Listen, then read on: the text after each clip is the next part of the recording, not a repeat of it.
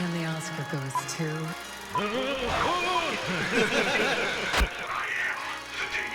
We're here to fuck shit up. Well, I'm no Jon Burgundy.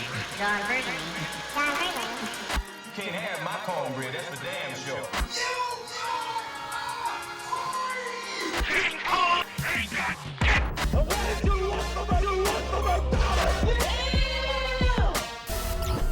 I thought it was mid.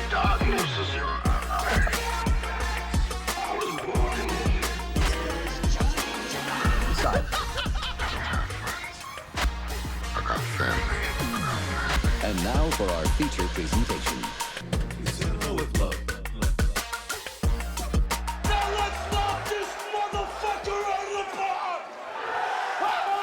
What's going on, people? Welcome back. Okay. Yeah, there we go. We're definitely back. People, I'm Jamal, here with Sir Alec. Hey, yo, what's up, y'all? It's hot summer day. We got, It is very hot summer day. Oh, we know. Your brain has been melting ever since you got out of your car. Malfunctioning. It's no joke out here. We got Jon Burgundy on the boards. For how long? Who knows? Not the next 20 minutes. It'll be a miracle. It'll be a miracle if I make it through the rest of this episode. Not sure how long he's going to last. Josh is with us. Bets are going on. And yeah, so first off, Yeah. before we start, Yeah. there's been an update here with Two Cinema with Love. Big life update. Somebody in this group Mm-hmm. has tied the knot. Mm-hmm. Jon Burgundy has gotten married. He's Yes. the first of us to get married. Tied the And, knot. How's it feel to be a married man now? Different. I see the world different. How so? It's just I don't know. It's more mature Is now. it like The Matrix, where you're just like, You I can just see suddenly wake up, clearly. yeah. I'm hooked up to the internet. I've left the internet and now I can see everything. I chose one pill out of the two. Yeah. Well, now he has to hide his Pornhub watching now. So, but so we're recording this today. It's May 30th. Yes. Your wedding was. May 25th. Tell us about that. Like, what were you feeling, man? Man, it was unbelievable. You know, you spend so much time planning and like thinking about it and like thinking of all the aspects of it until like it actually happens. Let's see the ring. Show the ring. Well, I'm wearing like the everyday ring right now.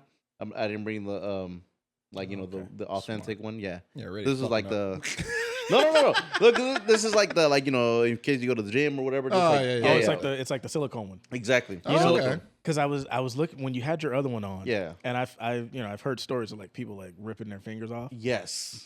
It's not yeah. That's intense. And I thought of it more of like I don't want to like ding it or just like scratch it all Yeah. over the place because man, you do so much stuff and then you don't even realize it. You got designs on there? This one in particular, I don't know if Josh wants to zoom in on it. Just kidding. No, just kidding. This one right here is an Enchanted collection, like the not Enchanted. Yeah, Enchanted, the Disney movie, the Amy Adams movie. Tangled. I don't know why I said Enchanted. It's Tangled. Completely No. different I know. I promise you, I'm a movie person, but it's the Tangled. It's the Tangled one. on a movie show. We mix up our films here. I hope you're a husband because I mean you not knowing what's on your wedding band. It's the what's it called? The Tangled collection. This is the Flynn Rider one, and then She's got my wife has the Mhm. Tangled one. Yeah, so Okay, that's yeah. cute. And so when is the honeymoon happening? It is happening 2 days from now. The first June 1st, we're heading out on not a cross country, but like a what do you call it? Like a Road trip? Road trip. Yep, we're road tripping. We're driving from here all the way to SoCal. Gonna spend 3 days in Disneyland. As you can tell, we're Disney fans. Nice. And then the rest of the time, we're just gonna hang out in LA and all that. I was about to say, even though where we're going next week Yep. in LA, you want to Yep. tell everybody? So it just happened to kind of like all line up, but the Psych, we just wanted to tag along on your honeymoon. all good. I'm your son. That's why I'm going early. But anyways, Well, if you see the picture that we took with him, oh yeah, I'll make sure to edit you that would in. understand. good times. But essentially, we're gonna head down first, do the Disneyland, hang out like an extra day or something.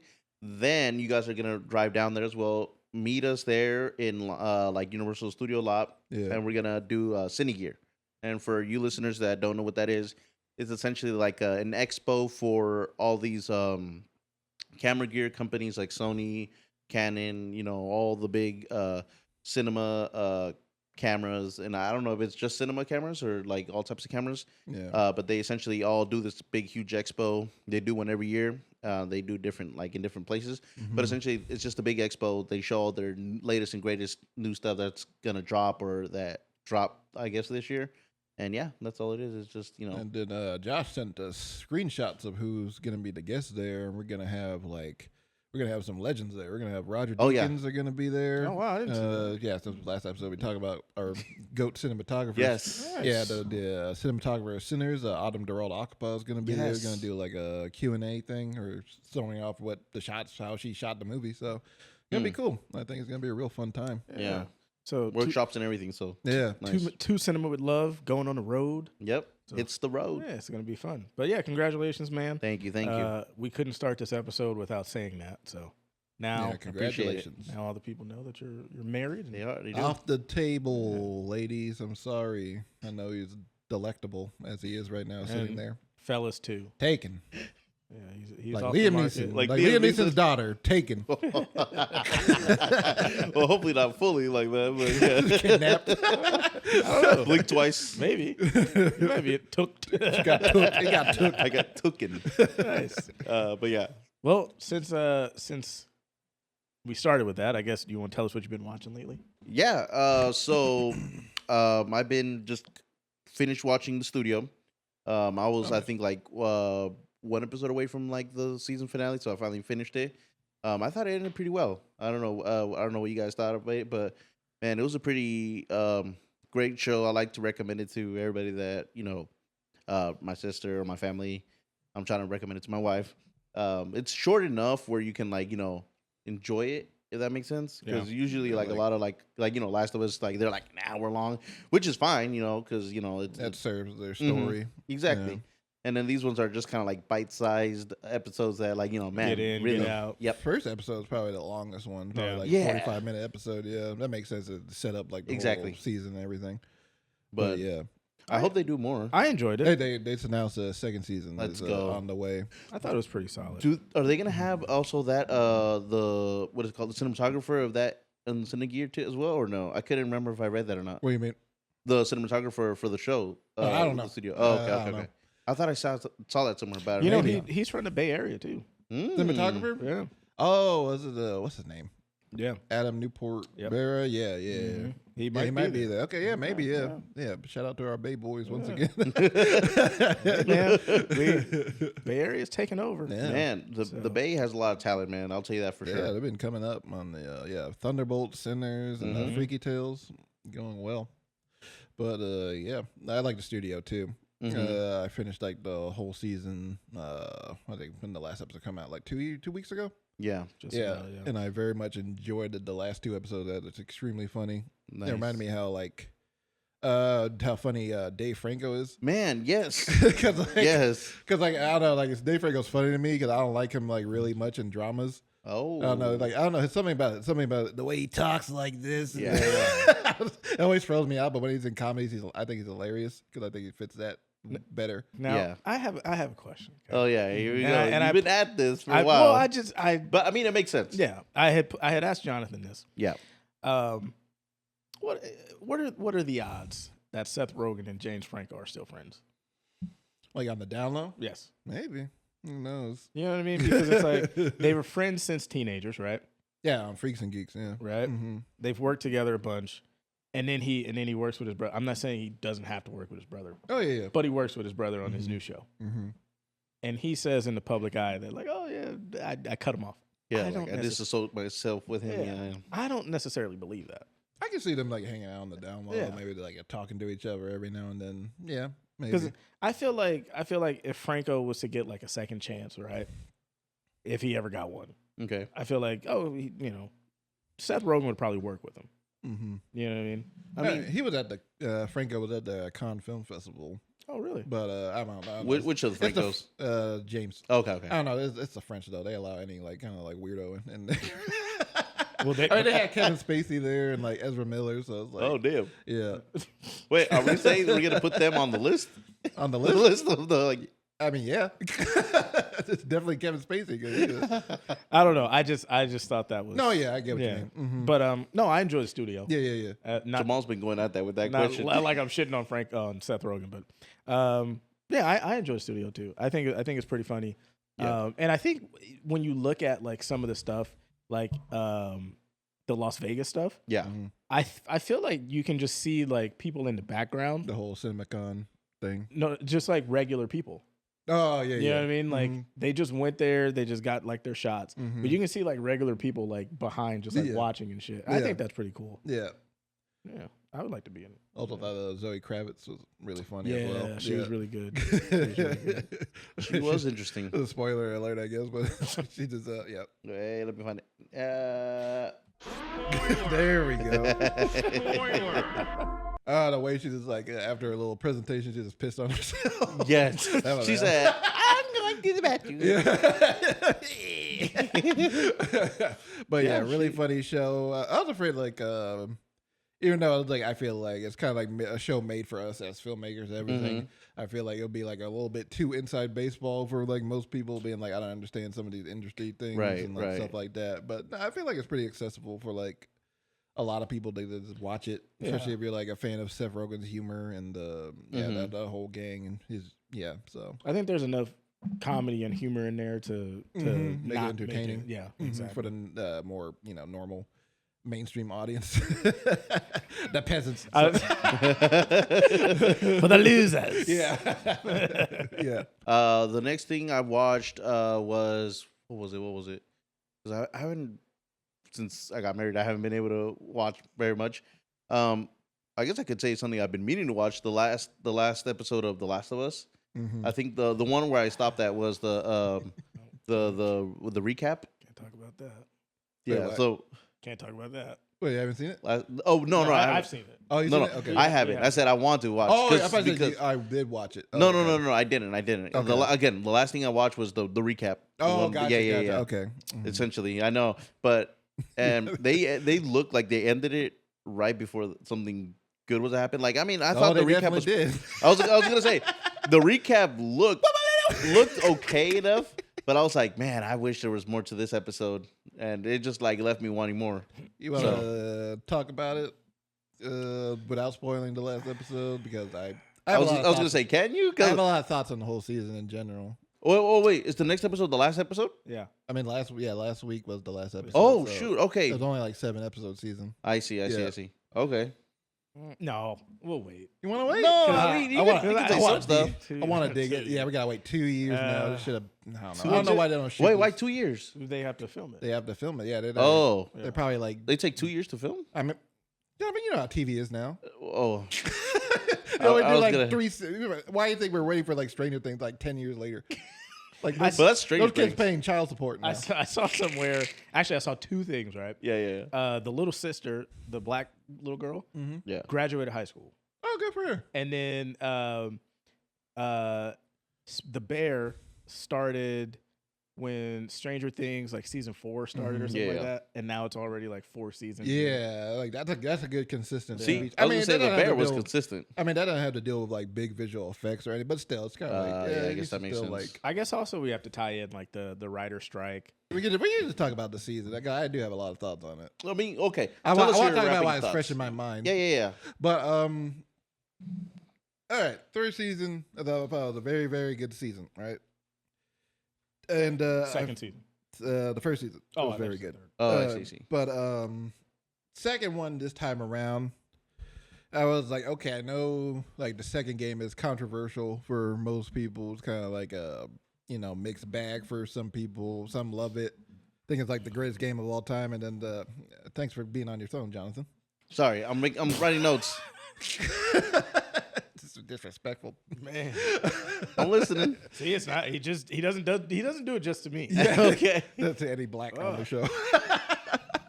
No, anyway, but yeah, like some people love the second game and some people absolutely despise the second game because of what they do. Well, you've seen like the first 2 episodes, right? Mm-hmm. When they kill off Joel and everything. Yes. And well, I think that's a very bold choice to do in the game and in the show. You know, you're essentially killing off like your main character in a way, even though you can make the big argument that they're co-leads and you kill off Joel and you like leave Ellie, who's just as like as interesting as a protagonist as Joel is, in my opinion. But in this season, they do follow the game somewhat accurately to a point. It's like after episode 2, they just like kind of like do a deep dive over like, okay, we're just gonna come up with whatever the fuck we want to come up with now. And just in terms of the writing, I think I don't know like why they make some of the choices they do in this season. Just because it's like, okay, in the game, Ellie like goes after Joel's kill Abby and her crew. Right. Like pretty much essentially like right after it happens. But in the show, it goes off to find him like months after. Yeah, exactly. And she has like a little therapist that kind of like is just there just like for exposition and just like, so there's no room for subtlety in this show at all. Just because I don't know if Greg Mason says things like his audience are a bunch of idiots or just or just like me is ass of lust. but no, and then like I don't know, like I don't blame this on Bella Ramsey at all, but I think the character of Ellie was a lot more unlikable and like not as engaging this time around. It feels like she's like not really as angry as she's supposed to be. Like it feels like kind of got that too. They're giving a lot of her traits to Dina. They're giving a lot of her traits to Isabella Merced's character. She feels like more of the engaging one, the one that's kind of got more of a drive. And she's like looking at the map trying to find Abby's like, you know, crew and shit. I was like, why isn't Abby? Why isn't Ellie doing this? Like, and she's off making jokes and shit, and just like like having like bipolar like emotions throughout the entire season until like, oh, the script calls for her to be extremely angry and violent now. This is very weird to do that with the character like that. And the way they handled Abby was fine, but there's certain things like, I don't know, starting off the whole show in the beginning with just like her explaining like her motivation was already dumb as hell in my opinion, because you don't really figure out what her motivation exactly is until like halfway through the game. I know like obviously you can't make it 1-for-1 like the game, but like just in terms of like a storytelling perspective, I think they should just like let her motivation be revealed slowly throughout the show, or like maybe like more towards the end of the season, something like that. And but yeah, and then like I don't know, there's like weird things where Abby is just like kind of like, oh, they said he was handsome. I was kind of like, what the fuck does that have to do with anything? Yeah. Like I was like you're there to kill him. It just feels like it's like, oh, then when she meets him, like, oh wow, they weren't lying, you are handsome. It's like serving the Pedro Pascal fan base to be like, it just felt like something like that just for the clip on like TikTok. You hate Pedro? No, I don't. Not at all. I just don't like him in Laughing. I mean, he's in a lot of shit, and people are starting to Power Pedro. People are starting to. I feel like people are starting to catch on. Vote for Pedro. But no, Sorry, I do think people are catching on that he's getting overstuffed in a lot of things. Though I've noticed that. But new Chris Pratt. New Chris, maybe. No, but I do think he's in a bunch of stuff, but he's really talented. He is. He backs it up by being a good actor, but I also think it's kind of like, man, you step back a bit. No. Yeah. But to put him in the Chris Pratt role, like, no, we're not. I'm not gonna let you. He's not man. No. White male number 5. But no. But yeah, stuff like that, the weird choices, and then like I've noticed they've also like decided to I don't know, like when they're on their journey to Seattle and stuff like that, it's not as bleak as I would like it to be. It feels more like a teen rom-com, like kind of like it's damn near like CW-esque writing. So you feel like they focused on other aspects of the quote unquote the game and the characters than they should have? Yeah, exactly. Yeah, I agree with what you're saying. Like it looks almost like they lost sight of what their true mission was. yeah. They just try to make it more like, the first season was like very bleak and all that.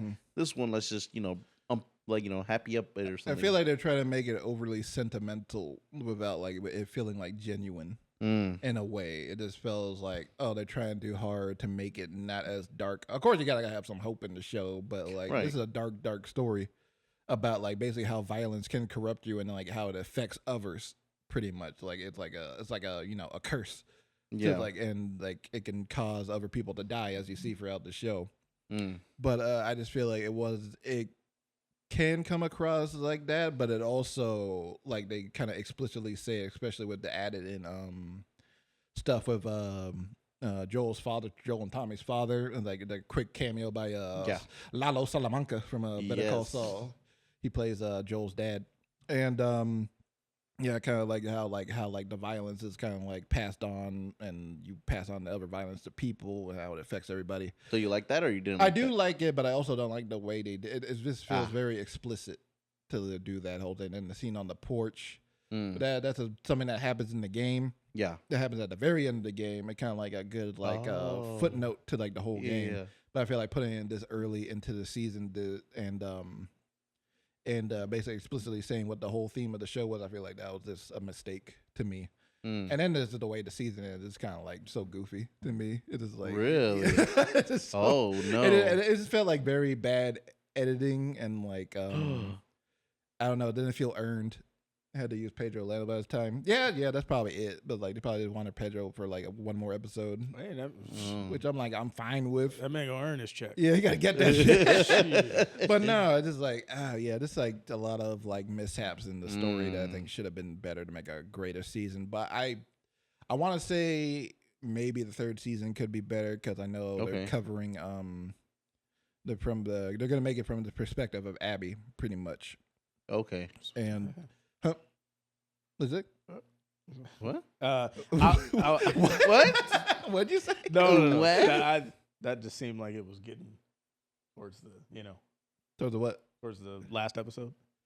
Yeah. Like, but, is that a spoiler? But he hasn't seen it. Oh yeah. Well, I wasn't spoiling it. Oh, okay. yeah. Like, I was gonna say, I don't think he's publicly announced, but like. Hold on. I'll play devil's advocate, right? Because I started the first game. Really enjoyed. Wait, hold on. Sorry. Hold on. I sat there Wait. the whole time because I'm just curious. Raise your hand if you played the game, the first one and the second one. Played it? Did you play the video game? I was getting there. Okay, just curiosity. Was fucking getting there. Okay, go ahead. God damn. As I was saying, I started a little bit of the first one, but I didn't play the second one, and I didn't even finish the first one. Right. So, as you know, I was a big supporter of season one. Yeah, when it came out, I was like, "This is the best show," and whatever. Yeah. So having not played Last of Us 2, I don't know what happens in the game. Yeah. So for me, it's like I'm just seeing it all fresh. Right. So I know, like, okay, we want it to be video game accurate 1-to-1, but I feel like that's going to be kind of tough. I don't necessarily need it to be 1-to-1. I just need it to be like have good writing. Yeah, that's what I need. Yeah. I just kind of feel like if that was, like if they try to make it like it has to be the game, then we don't get like certain elements of like storytelling, I guess, in there. You know what I mean? Because with like video games, it's more like, okay, the story's there, but like you're doing the stuff, right? Where it's like with this, like they have to tell the story. And so I think like they have to kind of deviate and do these different things where like, okay, maybe spoiler alert, where maybe Isabella Merced's character, what's her name? I forgot. Dina. Maybe she's not there when Joel is killed in the game, but for the purpose of what we need to tell the story later on, like she kind of has to be there. And I do kind of think like, the Ellie character kind of it's kind of up and down a little bit. Like it does kind of like it's like she's trying to find like who she is in a sense. Like where it's not like in the first season where like we saw her kind of grow into this vengeful kind of warrior, basically a vengeful warrior. But it's almost like whatever happened kind of in those 5 years that we did not see. Like maybe they're like, okay, this is some kind of like story development there as to why now she's kind of like this. Yeah. Yeah. So to me, the Abby stuff was kind of just like, okay, I don't really too much care for them. Like I know why they're here. Because Ellie wants to go kill him. But like, I feel like we didn't check in them like with them. No, yeah, it's all from like Ellie's perspective, like the entire season, except for like certain parts. But yeah, and so then now, obviously, as you were saying, it's probably going to be from Abby's perspective, season 3. Yeah. But I also think because it is, as Josh was asking, 7 episodes, you kind of you don't have, you know what I mean? Like those days of like the 16 episodes are probably gone. We're probably not getting that shit back. And so it's like they have to kind of condense. I don't know how long the game, however many hours the game is, into 7, you know what I mean? Into 7, essentially 7 hours. Yeah. And so it's like they kind of have to almost speed through stuff so that it's not like, man, we're at episode 6 and nothing has happened. You know what I mean? That's kind of how I kind of look at it. Okay, yeah. Yeah. What do you think of like your overall thoughts on the season though? It's definitely not as good as season 1. Yeah. And I don't know if it is because it was a 2 or 3 year layoff, or if just because the expectations from season 1 was so high. That's kind of the difficulty of that too. Where like you come out of the gate and you got a classic, we expect the same thing, or if not, you better be pretty damn close to it. Yeah, yeah. So I think it definitely dipped. Like there was watching season 1. I would watch it, not be on my phone. Yeah. Watching season 2, there was moments where I was like, yeah.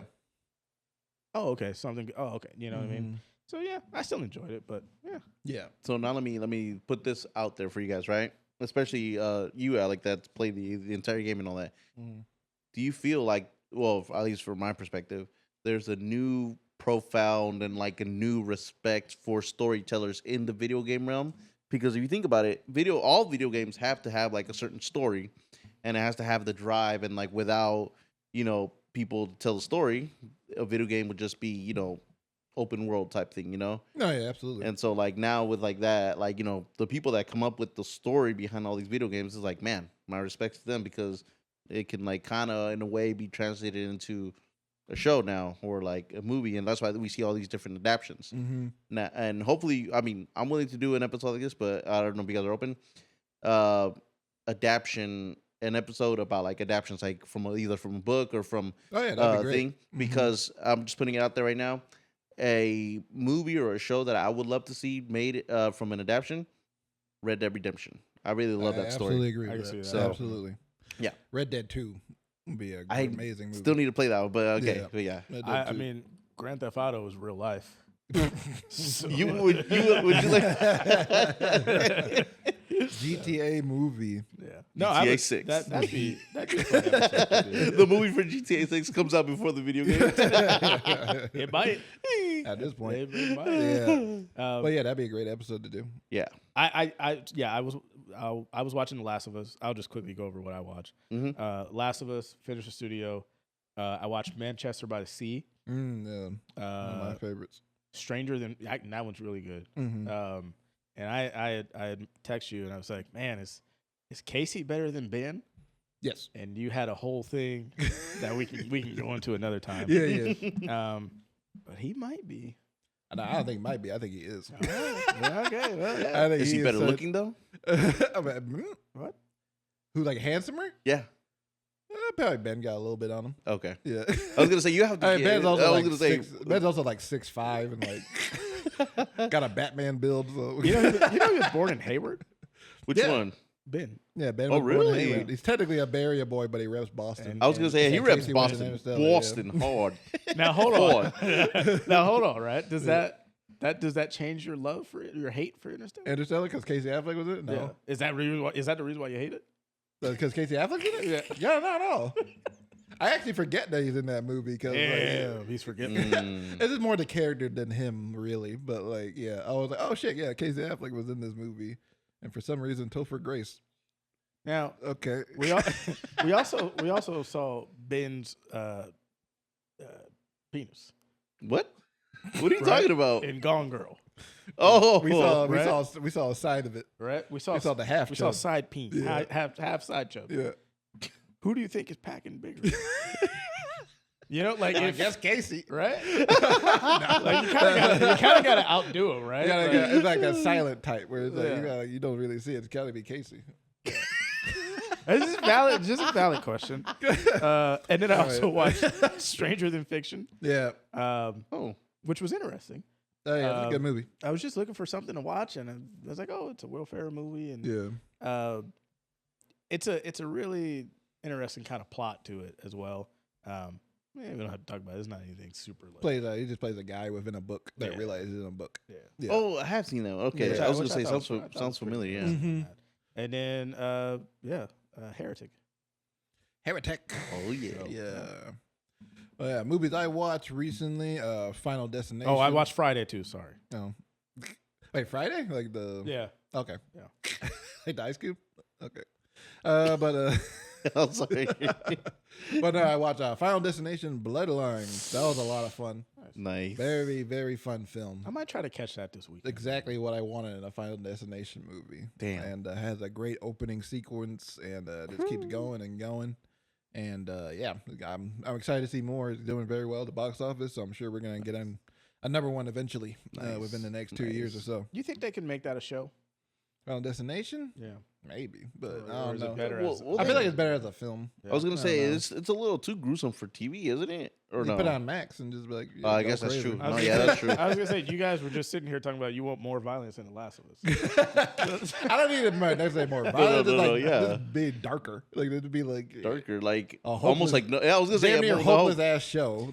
like Zack Snyder, hopeless. We Americans are such pussies. I mean, the last episode was definitely dark. It was dark, and not dark enough. Like, for me. like actually dark. Oh yeah. Oh yeah. Yeah, actually. I fucking- can't see shit. Man, right? Really? There's Oh, a scene okay. in there where I'm looking. Wow. I'm like, I can't even fucking see these motherfuckers. Wow. Oh yeah, and it reminds me because I also did watch like I rewatched the original. I Know What You Did Last Summer. That movie looks incredible. You can actually see shit at night. It's insane. Really? I was like, wow, this looks like a masterpiece compared to some of the shit I see nowadays. That's like, the look, though, man. like it looks beautiful. That's the look. yeah, Dark Like, in my shit. yeah. They're like, oh, this is in a high dynamic range. Shut the fuck up. Let me see what's in the background. Dorks. I don't care about your technology. Anyway. He's feisty. That was been Alex's corner. Oh yeah, okay. I could go on all about that, but anyways, I also watched Friendship. It's the Friendship. A24 film. I forget the director's name right now. I think his name is Dan something. But it stars Tim Robinson and Paul Rudd. And if y'all never seen I Think You Should Leave with Tim Robinson on Netflix, I have not. you probably seen gifs and memes. I've seen where of he his- goes through the drive-through. And Yeah, shit. yeah. 55 burgers, 55 fries. Yeah. Yeah. Yeah, he's it's definitely his sense of humor in this movie, and this is probably the funniest movie I've seen in years. Damn. I was laughing my ass off throughout, and yeah, I was like Andrew DeYoung. Yes, that's his name. Yeah, the director name is Andrew DeYoung, and he did a fantastic job with this movie. It just felt like very. You ever seen I Love You, Man? Yes, the one with Jason That's Segel, right? Oh, yeah, shit, Jason my bad. Segel and Paul Rudd. Imagine that, but like a more fucked up version, where it's just like the friend that he Paul Rudd comes into contact with is a bit of a stalker. Oh, wow. Bit of a parasocial, I should say. I've Yeah. seen the trailer, but and I thought it was like a horror thing. Yeah. Yeah. I wouldn't call it horror necessarily, but it does hit some thriller aspects because you're kind of like, wait, what's this guy gonna end up doing? and he's trying to has his obsession to be friends with Paul Rudd. Yeah. Even though he doesn't really necessarily know why he needs to be friends with him. Mm. And then it's like it's extremely funny movie. There are sequences that are that had me like gasping for air. It was so funny. Damn. But yeah, definitely a certain set of humor. But like it's definitely like the kind of humor I like, which is kind of like cringy and like makes you uncomfortable. And Is it a paid to go and see? I would say yes. I would say definitely Wow. check it out in theaters. And wait. I don't know, like I don't know if a lot of people are gonna see it, but like I feel Right. like in a packed house, I feel like that probably kills in like a packed house. Really? Yeah. Oh wait. Oh, wait. Okay. And then I watched the new Mission Impossible. Yes. Watched Mission Impossible movie, The Final Reckoning, Yes. the supposed final film in the Mission Impossible franchise. Yeah, I've never seen any of those. Yeah, you told me about that, and I feel like you should definitely change that Oh. because I feel like a lot of these movies are like it's like the greatest action movies ever made, especially Fallout. It's probably one of the greatest action movies of like the last 20 years. Well, you know who else hasn't seen it? Edwin. Shout out to Edwin. Shout out to Edwin. So if Edwin, when he watches it, then I'll watch it. I was gonna say, so funny or something interesting that I learned about those Mission Impossible movies, and then I don't know if you knew, Alec, but apparently there was an interview where they said that Mission Impossible movies are interesting because the script is never finished when they shoot it. They always think of the action, like the biggest action, like, you know, the ones that they're like, oh, you know, he's jumping off a plane, he's hanging onto a plane or whatever, you know, whatever it is. They think of whatever action and they write around that. No, yeah, very story. like. So I'm like, what the heck? The exposition is the action in a way. And Yeah. they somehow do a good job. Christopher McQuarrie writes and directs these movies. Whoa, calm down. And- Well, because I'm like, Yeah. how do you do it backwards? You know what I mean? Yeah. Yeah, that's just crazy to me. Yeah, we're gonna talk about a movie that doesn't have a finished script later on in the show, but I feel like they do it better here. Yes. Oh, hell yeah. in a lot of ways, because like I feel like a lot of the action is the story. Yeah. Essentially, in a way. So, and I love a lot of the Mission Impossible movies. I don't love all of them, but like, yeah, there's like Mission Impossible 5. We should have a Mission Impossible episode, That'd and be we got to fun. rank them. We got to rank them. But watch all 8 of them. But Yeah, I'm gonna watch it. Here, how about we sit you next to Edwin and you guys watch them all together? Movie Pass. God damn it. But 8 was a lot of fun. I thought it was a lot of fun for sure. It does. It sort of feels like a finale in a way. Like they could definitely end it here, but I also could see them like in a way keeping it going if they wanted to. Mission Impossible: The Resurrection. Because as much as I adore Tom Cruise Yeah. and his dedication to cinema and action, like doing all those stunts and everything, and there's like 2 stunt set pieces that are absolutely insane. In that this will one? have you on edge. Yeah, but Is he trying to like take Jackie Chan's like? he's our American Jackie Chan Right? in a Is way. he trying to like kick Jackie out? Yeah. No, I wouldn't say. I wouldn't say he's trying to kick Jackie out. I think he's trying to do the American equivalent of that. I wouldn't say he's trying to be like, I'm the new Jackie Chan. Fuck off, because they're damn near like the same age. So Jackie still looks good though. He does look very good. Yeah, he was And, at the Liberty game. Tom Cruise is he's in his early 60s. As much as he's in amazing shape, he looks amazing for being an early 60-year-old man. But Father Time is gonna catch up to your knees. And, Well, he broke his ankle. yeah, he broke his ankle like a Wait, few how? movies ago. Yeah. He was like doing a jump across Jumped like to some a buildings and building. he hit his ankle across. Yeah, but yeah, he's getting older, and I'm sure he realizes that because We realized it when he broke his ankle. yeah. But maybe I should wrap this up maybe soon. Yeah. But That's what he told the ambulance. Am I Mission Impossible 6 got his ankle. Yeah. Could you But- imagine Mhm. his shit just snapping? Now you gotta fucking hold off production. Yes. Because he don't They- want to and fucking they're get like, a stunt double. No. He's like, oh, so we're just gonna have to. He's like, we're gonna have to hold production. Like, no, we got your stuff. Fuck that. runs. But no, the I'm doing Final it. Reckoning was a lot of fun, and it does have like a pretty like. It feels like the first hour of the movie feels like previously on Mission Impossible. It feels like a lot of catch up. Really? And then they're kind of like, because it's the finale. They're kind of doing like a tribute to the entire franchise, and they're like, I see. and there's a lot of tie-ins to like previous movies that actually like pretty much make sense.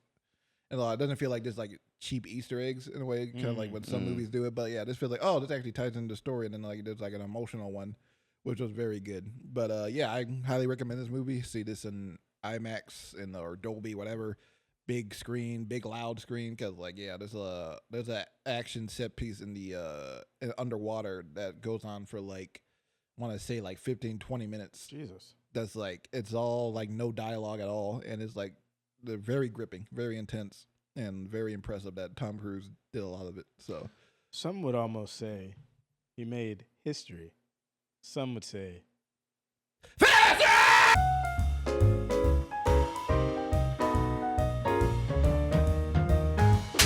today in film history. Oh, there we go. Film history. Film history. Film history.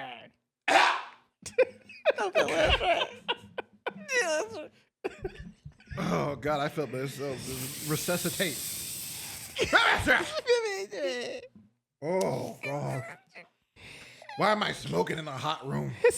You're making it fucking hot. History. Today in film history, y'all. Today is May 30th, and on May 30th, 2003. Hopefully it's a good one. It is.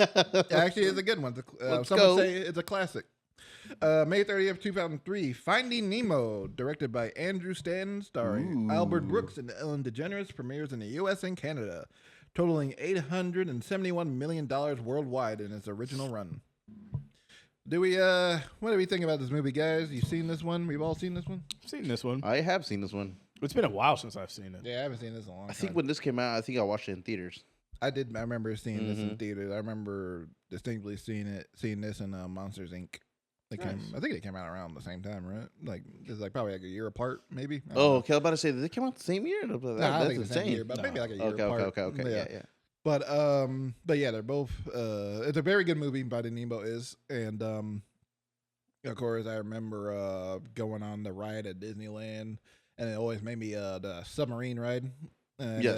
it always made me want to rewatch it every time I was going on it as a kid. But yeah, and I remember Willem Dafoe as the little I don't even know what type of fish it is, but he's in the fish tank at the dentist, and I thought I liked his voice a lot.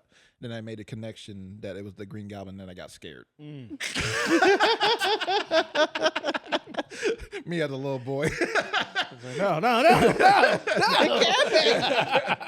But yeah, the classic film, and they did a second one that we don't really talk about because it's kind of ass. But Finding Dory, and You don't like the squid, no. Hank? You think they could do another one? I mean, I know Ellen's pretty canceled. Another Nemo? They could. I mean, I'm sure they'll bring Ellen back. I feel like it's been long enough for Hollywood or whatever. The internet forgives her. You know what's so crazy as about long as she's that? playing Dory, it'll be all Like, good. Will Smith got Yes. canceled, right? Yeah. I Yeah, guess pretty much so. I guess we'll say whatever. Yeah. Like he got canceled so bad he had to go back to making music. Yeah, Shitty music at that. You know that's what I right. mean? Oh, Sorry, Big Willie, but Hey, he Oh, needs yeah. to make money one way or another. I mean that back when it was good, and he was the Fresh Prince. Like this is like Yeah, he's shitty. this is like Yeah. That's just crazy to me. This is man. Unk Raps. Basically. Maybe he should just get a show. Do Fresh Prince Part 2. Or if his price tag is cheap enough, we can work with him. There you go. Sure, why not? Just get a GoFundMe started. It'll work out. Help us hire Will Smith. Imagine how sad that would be. Get no money. But no, yeah, they could definitely do another Finding Nemo if they want to. I don't think they should because I don't know what else they could do with it. What Like, they have else? to Yeah, find I mean- Nemo again. They're doing another Toy Maybe Story. Nemo gets older, and he finally has a kid now. He gets lost finding Finding Shimu, Mini-Me? Shimu. I would like to do like a Pixar tier list. That'd be fun. One episode. Yeah, because they got a new one coming out. They got Elio. Elio. That does not look very impressive. Oh. It definitely seems like their output has like kind of They pushed that one though. I remember they were announcing it last year. They delayed And it. Yeah. then they delayed it out of nowhere. No, but they like dropped the what is trailer this and one? everything. It's called Elio. Elio. It's like It's a like the- little boy with little his boy. alien. Yeah. He goes It out of doesn't look- space. I don't know. It doesn't. It looks definitely like more for like 10 and under. Like that's what it looks like to me. Yeah, Like so 10-year-olds. essentially, yeah, it's like this little boy that gets abducted and then like by aliens, Yeah. and then like he's supposed to represent, I guess, his country, His world. his world, No, his planet, whatever. He's like a commander of the universe or Yeah. of Earth or some shit. Yeah. Yeah. Hold on. I'm still on this Elio, right? Okay. Pixar. Moving on. Nah, Pixar. Jon we Burgundy go. time. Pixar's Yay. not Moving on. This motherfucker. This is the news. Jon Burgundy. Jon Burgundy. Jon Burgundy. This is news with Jon Burgundy. Bitches. With y'all. I can't with y'all. Oh my goodness. Oh my Alec, God. thank you. Thank you for sending it off my way. You're welcome. We're the show's still going there. Chaos. Sometimes I'm telling you, sometimes I wish I just had a right here for Jamal. button? For Jamal. I'm gonna call this the Jamal button. Okay, I'm just saying. John was like, man, I wish I had a soundboard. I'm just. Something like it. Listen, I'm just saying. Pixar is. He's I can go all night, buddy. All right. Moving on. All right. Time for news with Jon Burgundy. Here we go. We're gonna start off with the box office.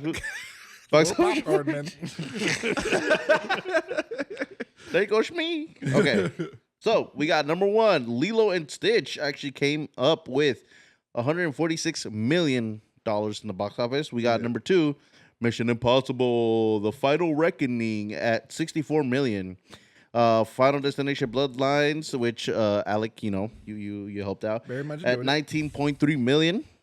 I like that poster with the IMAX. Yeah, it's pretty cool. Yeah. I was gonna say all these posters are pretty nice. Like the Mission Yeah. Impossible one is nice. The Stitch one is cool. Yeah. Yeah. Alec, real quick. Yes. Did you see it in IMAX? Which one? Final Destination. No. It's Did not- you see a not- 4DX? Why would I need to do that? Okay. It wasn't shot in IMAX or anything. That was my. Yeah. Like, why would I need to do that? But yeah, Okay. Did you see Mission Impossible in IMAX? I said I did. Oh, my bad. Yeah. I think. Yeah, I don't know what I was thinking. Okay. We got number four. The Thunderbolts are still holding in strong at 9.7 million, and then, Thunderbolts asterisk at 9. The new Avengers. And then number five, Sinners still pulling money with 8.6 million, which is pretty good for an That's independent. very- Yeah, you know what I mean. Being not independent. Oh well, not but like what do they call it? Like an original or something, or yeah, like the original film. yeah. And still a month in. Yeah, still pulling in good money. and with all these pretty what They're the do they big call movies, it? yeah, big blockbusters. Yeah, Yeah. But yeah, very good. And I think has the Thunderbolts been deemed as a flop? Because I know it hasn't made like the money that they probably expected. Right? Only really 400 million worldwide, which is it was just so funny to say like only made 400 million worldwide. I guess we'll call it a flop. But yeah, but like a big probably like $200 million production is probably like not a lot. Jaime, let's pull it up. Let's see. I'm sure it made bad the production budget, but like marketing and shit. Well, what was Lilo and Stitch? 100 and 146 million, 360 360 million. Yeah, Lilo and Stitch made a lot of money. Yeah. I know that I saw a lot of sold out screenings for that. But now let me say this: I will give it to the marketing department for Lilo and Stitch. They went hard on the marketing. Yeah, I see that little puppet Stitch like driving around a Yeah. little pink car. That was weird. And jumping out of popcorns and shit. Yeah, Jumping out of popcorn, like all the saying the N word is crazy. yo, really? He said, "Nigga."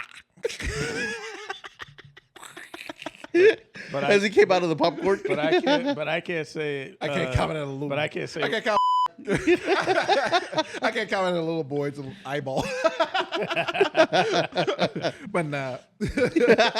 But no, yeah, Lilo and Stitch makes a lot of money, and a lot of that is nostalgia.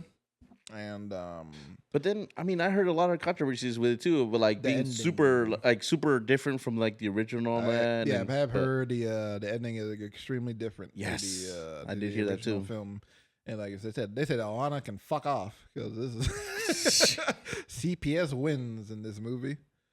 Spoiler alert. Oh yeah, my bad. I was like, But yeah, what essentially happens is that the oldest sister Nani gives gives two Lilo fucks. gives Lilo away to the old neighbor lady, and so she can pursue her dreams of going to college. And even though in the original film is all about Family. don't leave family behind. Yep. That's the whole goddamn movie. They said, nope, in 2025, we got to leave our family. Fuck them kids. Fuck them Fuck kids. them I got dream killers. dreams. Yeah, fuck them. I take care of my little 7-year-old sister. Nobody got time for that. Ohana. Yeah. That's why you got the fucking little alien. Go be friends with him. I can't even do my Stitch impression anymore. I used to be able to do it. Got it. I got it. It's in there. It's in there somewhere. You got to dig down deep. Dig down deep. But yeah, a lot of nostalgia for that movie. And compared to Snow White, I think there is very much a closer connection to this generation than to others because Snow White is so old. You know, that's like back in the 1930s. And then but Stitch like what, 2003? Yeah. Yeah. Like we grew up on it, and then there's like 2002, and then there's like we grew up on it, and then like the whole different generation after us is like watching it on maybe on Disney Plus. Well, I was and, gonna like, say, and there was a show too. There was an a show, animated yeah, show. animated There was show. like a bunch of like direct to DVD sequels. So yeah, it's like Stitch is like a more prominent franchise than Snow White is. It's a little character. Yeah, the little everybody it's loves not the little. it's not a fucking white girl. No offense to Snow White. Yeah. But it's a little fucking blue little Smurf. looking thing. Everybody loves a little animal. It's like what was that for? For the little animal? Isn't it an alien? I don't know. He looks like an animal, but he's Oh, my bad. Anyways, but yeah, everybody loves a little alien boy. It's like Baby Yoda, Blue Pug. Yeah, There you go, Blue Pug. Thank you. Yeah, like Baby Yoda. Everybody loves that little fucker, and he makes billions of dollars for Disney every year. So, You know who else makes billions of dollars? Yeah. Who? Oh, sorry. Yes. So I got this. I got this good headline. What does the MCU and GTA 6 have in common? What is that? What is that picture? Yeah, who? Offering a satisfying climax. I thought Alec might like this I picture. did like it. My arch nemesis. Crazy. Yep. So The directors of Electric State. right there in front of your eyes. Okay, so big news out of the MCU. Marvel Studios has officially pushed back both Avengers Doomsday and Avengers Secret Wars to December 2026 and 2027, respectively. That's right, the studio's abandoning its classic May kickoff slot for a more festive holiday release strategy. Now, this isn't just a calendar shuffle. These are massive delays, likely tied to the recent shakeups. The Russo brothers are back at the helm. Robert Downey Jr. is reportedly stepping into the role of Doctor Doom. And with Jonathan Majors out, Marvel's reworking the entire multiverse narrative. Rumors are that the production began filming without a completed script and with a quick turnaround for May 2026. It is assumed that the studio decided to delay, that a delay would be for the best. It's a bold move, and while it gives the creative team more breathing room, fans will be waiting an extra 7 months to the conclusion to the multiverse saga. Do we think this was the correct choice by Marvel Studios? And do we think they really began shooting this film without a full script? We'll go with Alec. Why you sound like that? Because number 7, Burger King foot lettuce. God, we're so stupid. My brain is cooking. Oh yeah, I forgot. Jamal's not chronically online like me and Jonathan. Anyways, yeah, I think when you're making your $300+ million production, I think you should give yourself a little more time to like finish the movie. And I thought it was insane to start your production for your big blockbuster like about less than a month ago or something like that when they started production, and have a release date be May of next year. Because these are big movies, and the render time for visual effects and all that stuff, and getting all it's a massive cast and everything. You got like cast from the usual Avengers movies, and you got the Thunderbolts are coming in. You got the Fantastic Four. Some of the OG X-Men are coming back.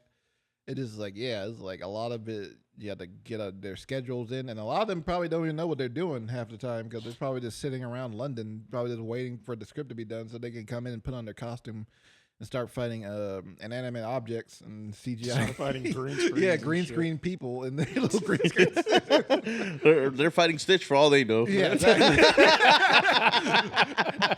Yeah, you just hear like you hear Patrick Stewart being like, "I was doing a mind meld with Stitch." That's what they told me. Do you think they're still doing like the quote unquote fake scripts out there? At this, I'm like, you know what I mean? Well, I mean, they're wasting time. And I was gonna say, leaking out. They didn't have a real script. I was Why gonna would say do they that? don't even have a script to fucking have a fake one. Like every script is like a fake script at this point. I was gonna say, Could you imagine if you're an actor and you hand like somebody a fake script and hey, is this the real script? No, get this shit out my face. well, dude, learning all those lines. Right? Get this shit out my face. Like, hey, go fucking finish that real shit and bring that to me. I'm not about to sit here and say shit, but I'm not about to read a fucking fake script and then have to read a new one. Fuck that. Exactly. I know sometimes they like don't really tell the actors what's going on. Sometimes, like I know, like famously in Endgame, Yeah, like they told Tom Holland that he's at a wedding, like during the the ending scene with that's terrible. with Robert Downey Yeah, Jr. yeah. And I guess because he used to like sleek shit sometimes, and he'd be in interviews being like, The motherfucker did not care. yeah, being like, oh yeah, I'm in the movie, and he's in the movie too, and stuff like that. Oh, he's gonna die. Yeah, basically, yeah. So they were like, we're not gonna tell this nigga what's happening. And We're not gonna tell this child. We're not gonna tell this little boy what's going on, and we're gonna tell him, yeah, he's filming a wedding and not Tony Stark's funeral, basically. But yeah, they even do that sometimes, which makes sense. But like, yeah, I don't know, having like a fake script for you, like such a massive production. They're paying more attention to the fake script Yeah. than the real. Well, yeah, not having a script for this big budget production just seems like some. I'm gonna say they're all professional people. I get it. Like, yeah, they're all like professional filmmakers, but like that's some student film shit. Yeah, I kind of want to. If I could do it, then Avengers, but at least those turn out good. Yeah, that's true. I kind of want to see what the fake script actually would be though as a movie. Yeah. What if these fake scripts have actually been better than the fucking actual movie? Yes, Probably shit. Yeah. that's what I'm wondering. They probably got some random comic book writer to Right? write like the most That badass motherfucker's script. pouring his heart into that shit. Like the best thing that he's ever fucking crafted. They're like, all right, thank you. Yeah. Here's your 2 cents. And then years later, it leaks online. People are like, wait, what? Right? Why wasn't this made? That's how badass. But yeah, I think it's crazy to like do your whole production without like a full script, Dude, for like, a movie for like real. This. Yeah, and yeah, but I think delaying it is smart, and it takes away from the usual summer spot. But yeah, I feel like it makes sense to like delay it. I think it's crazy to like try to do that quick turnaround. I'm sure there's something coming. We know what it is. It's all about family. They know. They were scared. Let's be dude. honest. That's why they pushed their shit back. They're like, oh shit. Fast and Furious is on the way. Vin Diesel's back. No. They were like, okay, we're gonna release it. And like, okay, then Vin Diesel, can you come in? I'm working on it. I'm working with Family. They're like, no. They're like, push the shit. Push the shit. But yeah, what do you guys think about this? You think it's a good strategy or just like I think it's smart. incompetence? I think it's both. A little bit of both, yeah, honestly. Because it's like, what's the point of rushing it? Because at this point, it's like, this one has to be good, right? Yeah, like the lackluster run so far. Yeah. And Yeah. I mean, Thunderbolts I thought was a pretty good movie, but Yeah. like, not doing too well at the box office. So Like, Thunderbolt's not going to carry your... Entire yeah. MC, yeah. So, and then also, like, yeah, you're bringing Robert Downey Jr. back.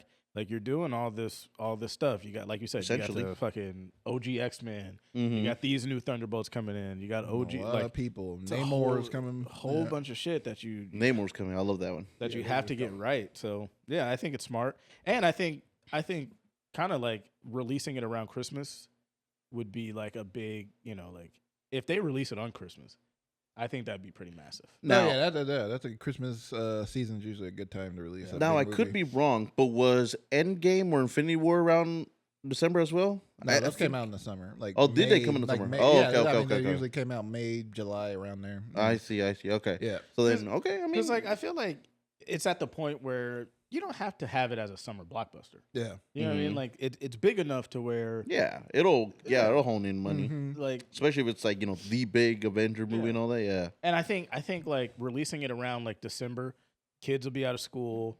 I mean, they'll be out of school in summer, but like, Yeah.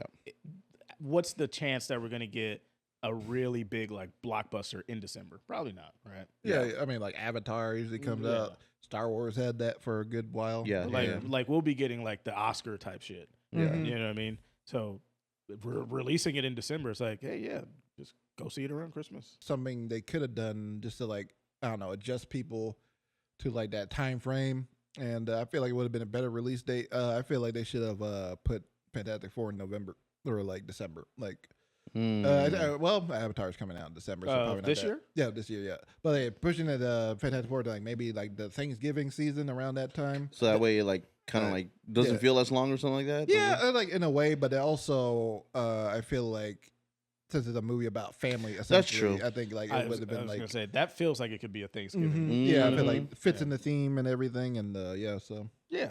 Okay, I can see that. Yeah. But yeah, this is like my thought. But yeah, what do you think of it, John? I mean, true enough, it was a good idea to push everything. I mean, they shouldn't even have started shooting without a script. It's like you said, you're paying people to just sit there and like wait in their costumes or like get it. Paying all those people that do the makeup, paying all those people that are on set, like what I mean. They just wasted money in of itself, and then they're like, we need to make this money back, and then they're like, oh, we needed to do well in the box office. We need like more than $300 million because we were shooting without a script and people were just sitting around and all that. It's like a lot of these budget stuff can be fixed if they're smart about it. Sure, people are gonna be rushing to see like what's Robert Downey Jr. gonna do as the new villain of the MCU. So yeah. Okay, so do you think this was a little bit of like, oh shit, DC's got Superman coming out? Like we'll wait, see how that goes. Do you think there was a little bit of that? Maybe. Yeah. I don't know. They need to be focused on making better movies. No. But like, do you think like the pressure that if they felt that pressure from that Superman, so that's how they were like wanting to do it next summer. Yeah. Yeah, I can see that in a way. I mean, they're gonna have like Superman and Fantastic Four come out within weeks of each other in July. True that. But I go on the fucking same day. Yeah. You're saying go to Toto? Yeah, fuck that shit, man. Like, I was gonna say the new Barbenheimer. Let's stop all the Fantastic fucking, Man. Let's stop all the fucking the sub dissing. Super 4. Like fucking, we don't fuck with y'all. Y'all don't fuck with us. Yeah. Let's squabble up on the same day. Are you saying you want them to go 50 Cent with Gay? Yeah. Same day. Whoever wins. Right. They have to give up. All right, yeah, get out the Hollywood business. Right? That'd be crazy. I still believe Superman's gonna be the one that becomes like the top grosser. Oh hell yeah! In that whole month, I feel like the hype. I think so. I feel like the hype is generating a lot more than it is for like Fantastic Four and even like Jurassic World. Well, I mean, I haven't even seen any more like push from the marketing for Fantastic Four. I could be wrong, but I mean, I haven't seen. I mean, they played some like little clips at like the NBA finals. Oh, okay. But, like, yeah, that's a big deal. But like, yeah. But yeah, other than that, it's like not like a whole lot. Well, but then also they were doing like Superman stuff too. Yeah, Superman stuff. Superman stuff is going into overdrive. They were doing right kind of Superman stuff with Jason Tatum. They were doing like Jurassic World. So they're kind of doing like they're competing. But I do agree with Alec. I think Superman is probably going to be the biggest movie of the year. Best movie? That's probably not, but I definitely think at the box. Oh yeah, I'm not expecting like. I mean, Josh is proudly wearing the shirt from the new one too. He's wearing the new logo. With the, oh really? Yeah, that's the from the James Gunn. Oh shit, yeah. Avatar's coming out. It's probably gonna be the top. Never mind. That's probably gonna be the top grosser of the year for sure. That motherfucker, man. James Cameron. Like he did nothing but shit, gold and money. It's like, oh, I just want to make a shit ton of money. It's like then he does it. Here's Avatar. Sitting on his little throne. Aquaman power. Aquaman power. Oh god. Maybe, I don't know. No, that shit's not good. But yeah, well, we'll see how it turns out. Have they ever premiered Aquaman at a certain film festival? Not Aquaman. What the fuck am I talking about? I was like, yeah, what? I don't think they would premiere Aquaman. I think it would be laughed at. Aquaman Festival de Cannes. Well, almost. Yeah. In Entourage, right? Wasn't it at Cannes? No, it wasn't. This was a regular blockbuster release. No, it wasn't. All right, the next topic is Cannes Film Festival. Oh fuck! Wait, is this it? Yes. Oh damn! Neon steals the show. That headline like threw me off. I was like, "There's not even a mention of the fucking." I know. Neon steals the show. This story comes from Vulture.com. As we take a moment to take a I'm look. sorry, John, but this image is crazy. I know. Yo. That's what I'm saying. That's what I'm saying. This shit threw me all the way off. Like, I don't. It's even know Elio. what the fuck this is. Okay, go ahead.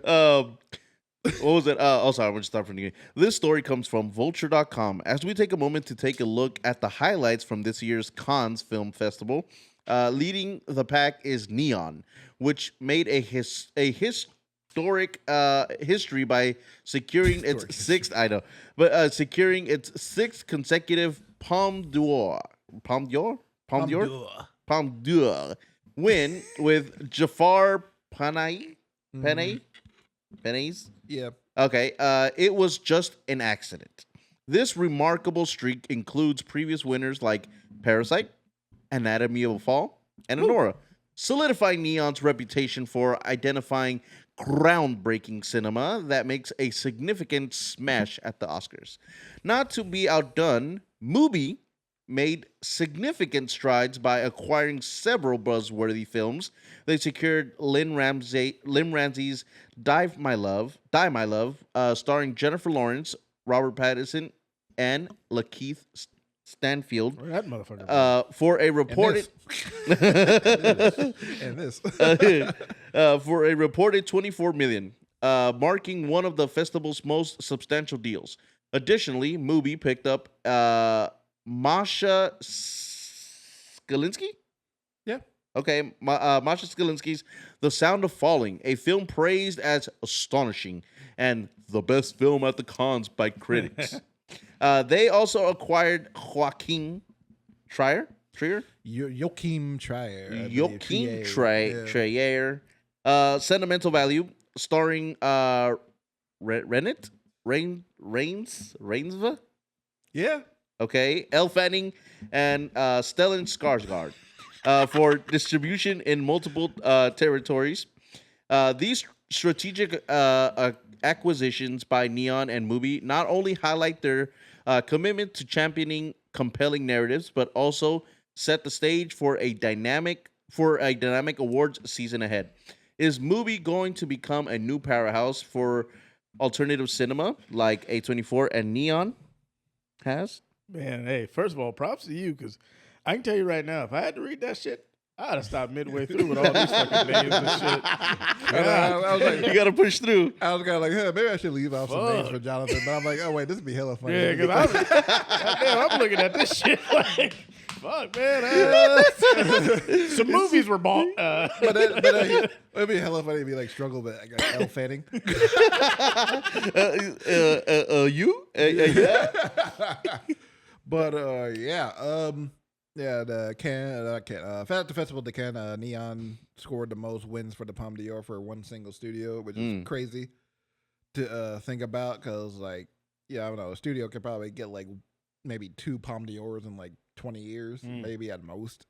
But yeah, this is kind of crazy. Like consecutively, year by year, they've won the top prize, and usually translates very well to the Oscars. You got movies like Parasite and Anatomy of a Fall and Nora recently. Those usually like do really well at the Oscars. So yeah, so they're kind of like the studio like beat right now. And then I was gonna say it's kind of interesting how like you know, a lot of people mention A24. Yes. But Neon is like just cranking out. It's like the silent one, yeah. Shit. But then it's just like, it's like you don't really hear about them. You know? Yeah, what I mean? exactly. But you see the what's the name, the production title thing. Yeah. And you're like, oh, I've seen this. I've seen them. Yeah. And then you go through and you look at like their catalog. You're like, oh shit. Yeah. Yeah, exactly. Yeah.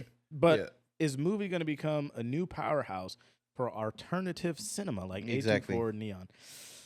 Like they look like they're making those adjustments or those like strategic plans. Yeah, there was like an article recently, and like the CEO of Mubi was talking about how we had like a major plan to like become more of a theatrical release powerhouse. And and now recently he's been putting his money where his mouth is, and like it was like I have a movie with Jennifer Lawrence, Robert Pattinson, and Lakeith Stanfield coming out this fall. That's what I was gonna say. Lots of movies that they acquired. And I was gonna say, if they have to release in theaters because and The Substance was a big hit last year. That was one of theirs. That it was one of theirs, yes. Because right now, like people don't even know that that's like a service that you can actually go watch. Yeah, Yeah, like no, it's a streaming little bit like You know what I mean? down there, yeah. So it's like I understand that like for them they have to kind of like you said they have The Substance. So that was a good kind of entrance into it. But yeah, they have to start cranking out like really good movies as like A24 and Neon has shown that they can do. And I think The Substance is a good start, and we'll see how this one with Jennifer Lawrence goes. Yeah, with Robert Pattinson and Lakeith. I mean, it's a solid cast there. Yeah, great cast. But they have to. But then you got to do it consistently. Oh yeah, so, you know what I mean? Where it's like we've seen Neon. I mean, we read off what they've done. Yeah, and we know what A24 is about. Yeah, I just saw somewhere that The Rock is doing something with them too. Doing another movie with him. Like The Rock, hey thriller. man, yeah. Shit. He's taking his craft seriously. That boy, come on now. Doing like a thriller where he's playing like a self-help guru or some shit like that. I think it was something like that. I don't know. You know what I think The Rock could play? Like you said, like what do they call those? Like a Motivational speaker. No. Like a personal trainer, but like a cult of like a personal trainer, like him. Yeah, like a remake movie. Him. Huh? Just remake the movie Him that's coming out. Oh well, no, but like you know what I mean? Like he has a cult following of people that wanting to be like him, and like he makes them drink like this like powder, because you know how they like those muscle building people like they drink that powder or whatever. But like I don't know, because like he has like that physique, and then like the way he can talk like convincingly to people. Are you saying that The Rock is a large man that takes steroids? Are you saying that right now? No. You just accused him of taking roids? No. He's denied it. Rock Jonestown, yep. Yes, The Rock Jonestown. Thank you. Kool-Aid. They're starting The Rock. Do you smell what The Rock is cooking? Sorry, that's the poster. He's behind like a cup of Kool-Aid. Yeah, right? But nah, but yeah. I'll drink. Yes. But no, I feel like a movie can definitely get to that point because, like, I subscribe to their streaming service. I let you guys use my subscription, and they got a lot of great movies on there. And for sure, a lot of them is either like international movies or like indie films that they just allowed to be streaming on there, or is movies that they actually like bought that they can stream exclusively on there, and yeah, I don't think it's gonna become like the next Netflix or anything like that. But like, I think it's definitely like a good place for like younger filmmakers or just people who just love movies, just want to like do something new to their film diet and just like watch something new on there, something interesting. Because like the thing with them, they like changed their movies, not movies, the movies that they put on like every other week. Yes. Pretty much, so you're basically getting something new like every other week. I was gonna say, I wonder if they should charge like, I don't know what the price is. I was gonna ask you that. But like, I wonder if like they 10 a month. Yeah. I wonder if it should be lower or if it should be free. You know what I mean? Some stuff should be. I feel like some stuff should be free. Because like at least to get like their name out there. Yeah. Because I feel like that's what it's kind of lacking. Like it's like nobody really knows about them. Yeah, exactly. Yeah. And so I feel like maybe if they're like free, and then it's like, hey, come look at these really great movies. Yeah. If you want to pay for this tier, you can, and then kind of go like that. But I do like that they have like, I don't know, they're a little bit more selective about what they put out. I don't know, they like Netflix, like they put any kind of garbage on that shit. Yeah. But yeah, with movie, it's like a bunch of like 99% of the time you're gonna watch a great movie or at least a really good one on there. It's not like Netflix where it's like 95% of it is trash, and then you gotta like go through it just to find the actual good stuff.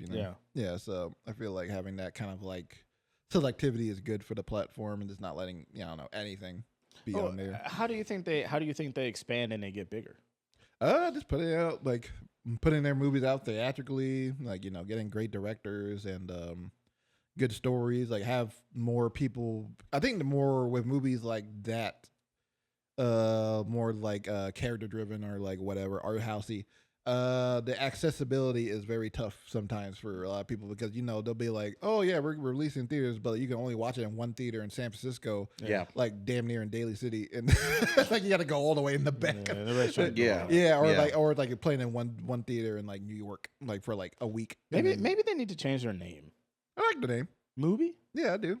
I don't think it had anything to do with that. It's like, yeah, just like have more accessibility for people. Like, yeah, you can watch it at your local AMC, and people will probably like check it out. And instead of just like, oh shit, I gotta travel all the way here. I don't know about that, and I gotta pay like.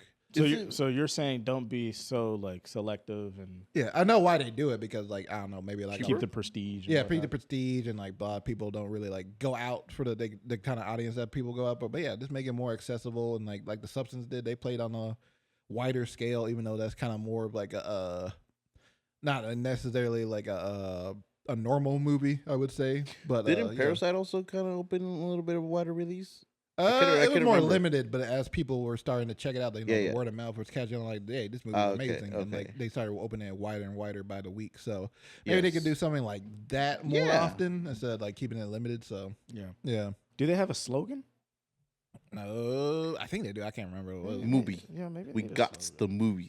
No, I think accessibility is like what people would like to have. Because like we know what Tubi is about.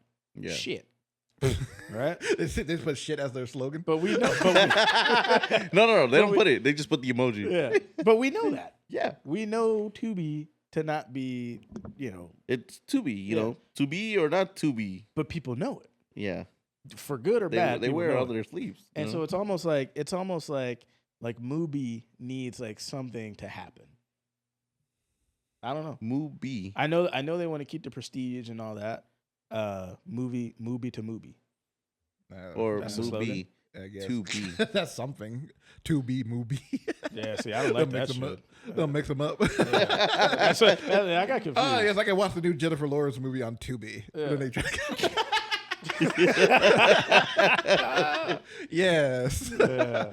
But no, I don't know. But yeah, I think it's just an accessibility thing. I feel like, yeah, I'm sure people will go out and watch a new Jennifer Lawrence movie with Rob Pattinson if it was like near them. I would probably go for Lakeith. Yeah, that too. Yeah. But I think he just got married or something. Did he? Really? Oh, good for him. Like Jonathan. Yeah. Somebody got married. Shout out to Keith. Somebody got married on your wedding day.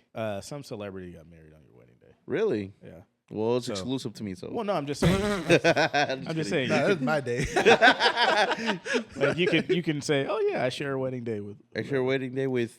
I don't know who it is. Well, I don't know. Jaime, look it up and then let me know. I don't know what the. All right. Why do you call him Jaime? Oh, we're still saying Jaime? His name is Josh. That has been revealed for like 10 episodes now. Jaime is his middle name. Yeah. Jaime Josh or Josh Jaime. Well, yeah. Anyway, I don't even know what the next topic is, so I can't even queue up what's new. Yeah. Next topic. Not like I told you anything before the show. Yeah. It's not like you sent it to us or anything, Alec. But anyway, the new Harry Potter cast has been announced. I wonder if when you go to Disneyland, if you're gonna check out any Harry Potter stuff. Why the fuck would it be? Why would Disneyland? You mean Universal Studios? See, we were already in the fucking story. But I was already midway in the story.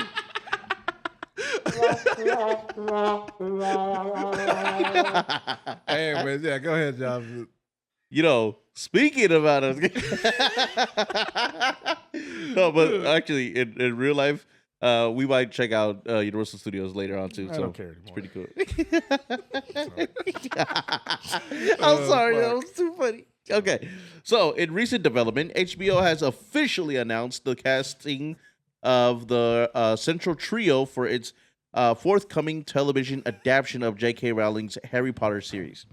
Dominic McLaughlin, Arabella Stanton, and Alistair Stout have been selected to portray Harry Potter, Hermione Granger. Well, thanks for not putting up the photo of the kids. And Ron Weasley. You know what? I could have. Give people. I'll edit that in, but like the head I just was realized. Hilarious. He's like, I don't have that shit. I think it is the visuals of them are kind of important for the story. But I don't have that shit. I'll edit them in later. Ron Weasley perspective. He's like, I don't know what you want me to do. I don't got that power. I don't have access to imagery. I don't got the facilities for that big man. Hey, I'll put him in later. Okay, go. I'm trying. Okay. Okay. These actors were chosen. These actors were chosen from an extensive pool of approximately 32,000 young applicants, marking a significant step in the series production. The casting decision has sparked a range of reactions, with some fans expressing concerns over the racial diversity of the new cast. To mitigate potential online backlash, HBO preemptively disabled the comments on their official announcements That's posts. fucking sad. You gotta put that's comment kinda, for a bunch of 10-year-olds. The series aims to be a faithful adaptation of the original 7 books, which with each season dedicated to one novel. Uno. Filming is scheduled to commence in the summer of 2025, so basically the summer and soon. In the next 2 months, yeah. With a projected release in 2026. Nice.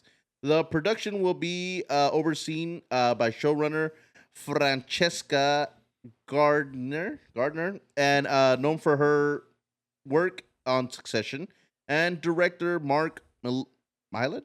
Malloyd. Yeah, Malloyd. My lord. Acclaimed for his direction in The Menu. J.K. Rowling will serve as an executive producer, ensuring the series remains true to the source material.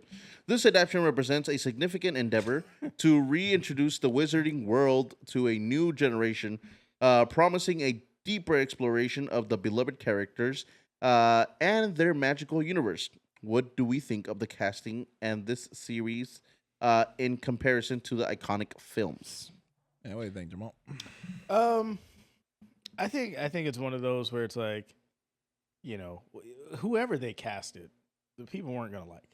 Oh yeah, for sure. Like, you know what I mean? Yeah. It's one of those where it's like you could have had the fucking seed of fucking Daniel Radcliffe and these Spawn. You know what I mean? And these motherfuckers would have been like, well, he's not his father. Yeah. You know what I mean? So it's You like, mean just like they do with John David Washington? huh?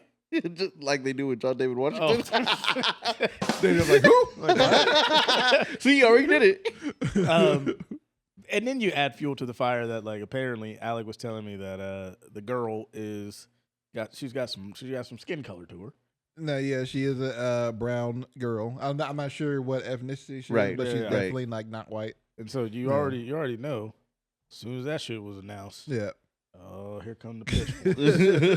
Here these motherfuckers. Because she's not redhead. Which is a shame because, like, Dude, what the heck? Yeah, it's like yeah. Again, they're fighting the uphill battle of being compared to Emma Watson, Daniel Radcliffe, and Rupert Grint. And obviously, those actors are iconic. Like, they're synonymous with Harry Potter. Like, when we see them, it's like, oh yeah, Harry Potter. Yeah. There's Hermione and there's Ron. Like, yeah, and that's changed their entire lives. They've been working in that movie. They've been working on those movies since childhood. Like, their childhood life and a little bit of their adult life. They've been working on those movies. So it's like one of those things where it's like that passes on to generations. Not like just like locked in for one generation. It's like anybody from like any generation can watch those movies and have a great time. It's like they're modern classics in a way. And I feel like the only people complaining are like fucking 30-year-old men. And the racist men who like never like fucking sitting in their basement. Never really cared about Harry Potter that much. Taquitos. Yeah. Like that South Park episode, and Cartman is like, yes, Mom, Yeah. you bring the toilet. It's like shit's all over. There's an old saying that Jay-Z said, if you want my old shit, go buy my old albums. Yeah, there you go. Yeah. Which is pretty much like if you don't fuck with this, just go watch the fucking originals. other movies. Yeah, exactly. Yeah, Like nobody's sitting there putting a gun to your head, Yeah. telling you, "Oh, I gotta watch this Harry Potter's." Right. I mean, 7 seasons. That's a long time. Do we think they're gonna get through all 7? Probably. Well, maybe. I don't know. It depends how good the show is. Yeah, I was gonna say, yeah. What if that shit flops?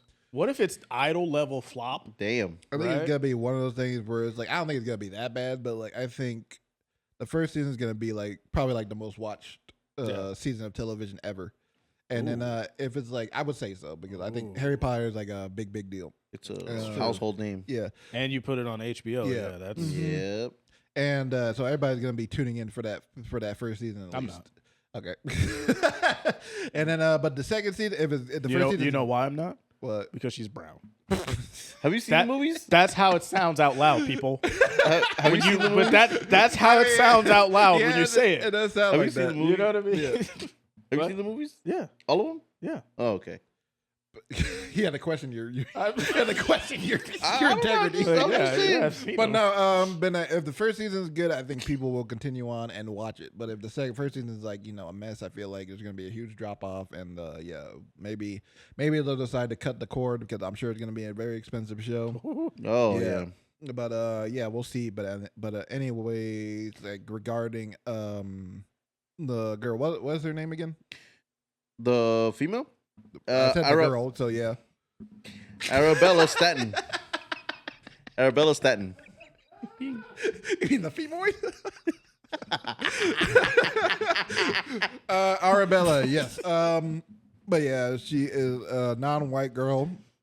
But in this book, Hermione described not really. I mean, she's not really. No, they yeah, really I have was a gonna say I've heard description about of that. of her race or anything. Really, it's more like, oh, she's a curly-haired girl. And obviously, Arabella is a curly-haired girl, and she performed. Like, she's the most experienced actor from what I've seen. The most experienced actor out of the three, the trio, and Good for her. she performed as Matilda in Nice. the musical play version of Matilda, and the lead role Matilda, Right. on the West End in England, which is like a big deal because Right. that's like their equivalent of like Broadway. So like, and then I saw like a clip of her actually earlier today of her. I don't know, like audition for this or like it was for Matilda, but like yeah, she really like nails like they kind of like the smart aleck like know it all like Hermione vibe, and like she seems very charming.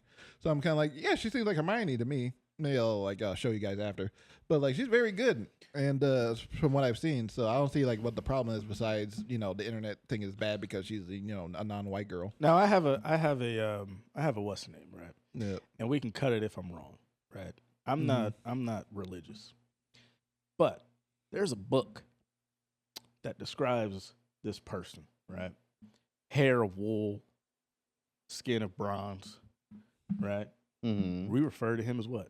Jesus. Jesus? Yeah. Yeah. Right? Okay.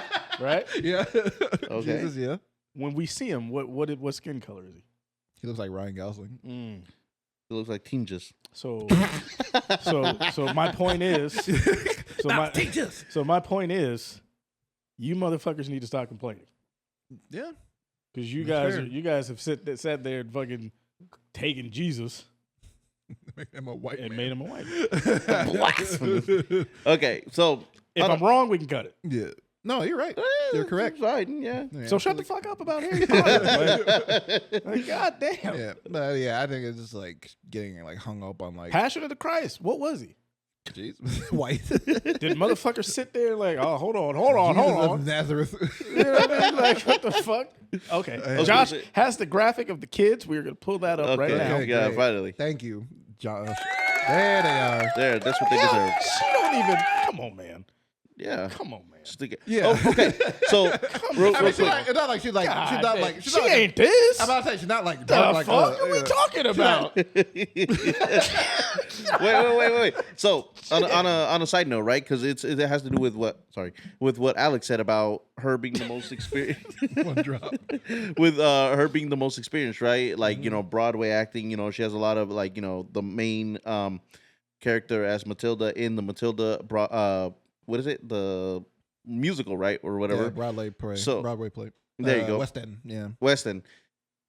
I was looking up the Othello with Denzel and Jake Gyllenhaal, right? Yeah. And I was seeing this interview that they did. I think it was like Good Morning America or something like that. But essentially, they were talking about like the play, which, by the way, it's raking in like hundreds and hundreds of thousands of dollars. Expensive tickets. Very like it was like $1,000 for like a ticket. damn near, because people want to go see these two, you know. And hold on, real quick yeah. before we get off of that. Yeah. CNN is going to play George Clooney's Broadway play. Really? Good night and good luck thing on TV. Yeah. Why aren't we getting fucking that one? Oh, because that's thousands of dollars. You know what I mean? Like, I don't know. And and that then would be nice to go to though. Yeah, it would be. I don't want to spend like my whole life savings on it, but No. yeah. So what I'm gonna what I want to say is that the interviewer asked Denzel, you know, how do you feel about, like, you know, you as a movie actor, you know, going into Broadway and all that, and he's like, whoa, he's like, why are you calling me a movie actor? He's like, I'm not a movie star. We're like, first of all, this ain't his first rodeo on the stage. Yeah. That is exactly what he says. He's like, I'm an actor. He's like, I was a stage actor before I became, you know, a film actor. He's like, you can look me up. He's like, I was doing, like, you know, these Broadway things, or like, you know, like plays and all that way back when he was like studying how to be an actor and all that. Like early 20s. Yeah. And then he's like, and then I just happened to have made it good in movies. Like, he's like, honestly, I love movies and all that. He's like, but, you know, and I didn't think about this, but acting in movies is different than acting in, like, plays, right? In the way of this, like, you act and then that's it. Because the director and then the editors, they've, you know, cut it up and you do it however they want to do it. But in the stage, you could do it how you want to do it, like the actor themselves, because, you know, there's no cutting, there's nothing, you know, it's just pure them. And only them. And the writing is king. And the writing is king. The writing is king, and the performances, that's all you got. And so, I mean, you can have a fancy looking production. Of course. You're going there for, like, you're playing to the crowd and everything. Yeah. And so like, you know, he was like, I'm a stage actor first, and then, like, you know, I don't know. I just found it interesting. I'm like, I think and like me, like, there was an interview with, like, Ethan Hawke as well, where he did also you know, musicals and all that, or like, you know, plays and all that.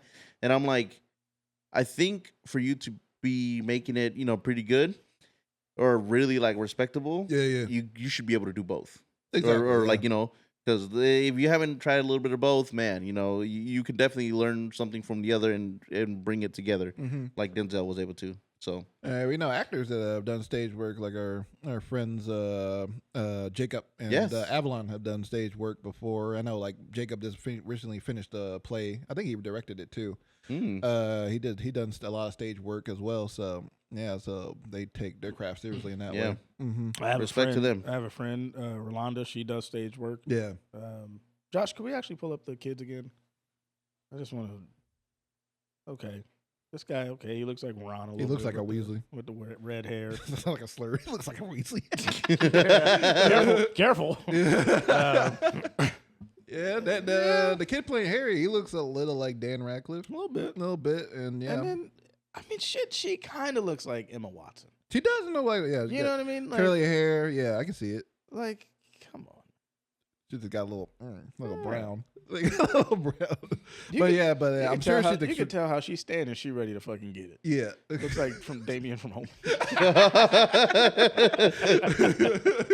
But no, she kind of stands up. She's like, "What's up? Like, what's up?" But no, I think obviously I'm not familiar with all their acting abilities other than seeing her little audition thing. Right. But it's like they seem good for the parts from what I can see, and you know, beating out like 30,000 like other kids. Like, exactly. That's crazy. Like, you gotta and they gotta do chemistry reads. It probably took like months to like get to this point. Exactly. So yeah, like they're like, listen, HBO is putting a ton of money behind this. They are going to pick the absolute best to portray these iconic characters. Yep. And in this story, like, they're not just going to pick the fucking Abel to just come and be fucking Professor Snape and shit. They got able to play the one with the Voldemort on the back of his head. Yeah, I mean, like, that'd be hella funny. They're not fucking. They're not doing that. Just stop it. How can I catch it in flight? Oh yeah, I should probably talk about Hurry Up tomorrow, but like another episode. Yeah, maybe like next time. But I forgot to mention that. But I don't know. It's just like the damn thing hasn't even gone into production. Yeah, we Or actually, it has. It has. It just wrapping. yeah, about like to, pre-production. Yeah, they're Um, wrapping it up. Mm-hmm. Yeah, it's just like, come on, man. Like, relax, chill out, just enjoy the fucking thing. Yeah. It's like there's like all those guys and women online that are like hating on this just because what she looks like. Just cut it out. She's a fucking She's like, what, 10 11? to 11-year-old girl. Relax, yeah. And I hope everyone around them, the studio and the actors and whoever else, their parents and everything, protect them from the internet. Because I know how I've seen, like, we've all seen what happens to child actors after a certain point. Oh yes. Yeah. And, you know, gets the to biggest, one of the bigger ones, of course, being like Lindsay Lohan or like Jake Lloyd, who played Anakin Skywalker. He went mentally insane because of all the shit Really? he went Is that what through. happened? Yeah, like the fan base is like, this like was really like hated on him, and like since Wow. he was like a little 10-year-old boy working the biggest movie he's ever done, obviously. Yeah, and then, yeah. like playing the role of a young Darth Vader is like that should be like the biggest. That should be like the coolest thing ever. But Yeah. like kids were bullying him at school for it, and it's caused him like a Wow. lot of mental distress. And yeah, so Just think about that. mhm. I'm Darth Vader, yeah, baby Darth Vader, and basically. and people are Yeah. bullying him at school. yeah, for They're You're just like- wanting to make you're- him the real Darth Vader. Yeah. Like, you're eating chocolate pudding, fucker.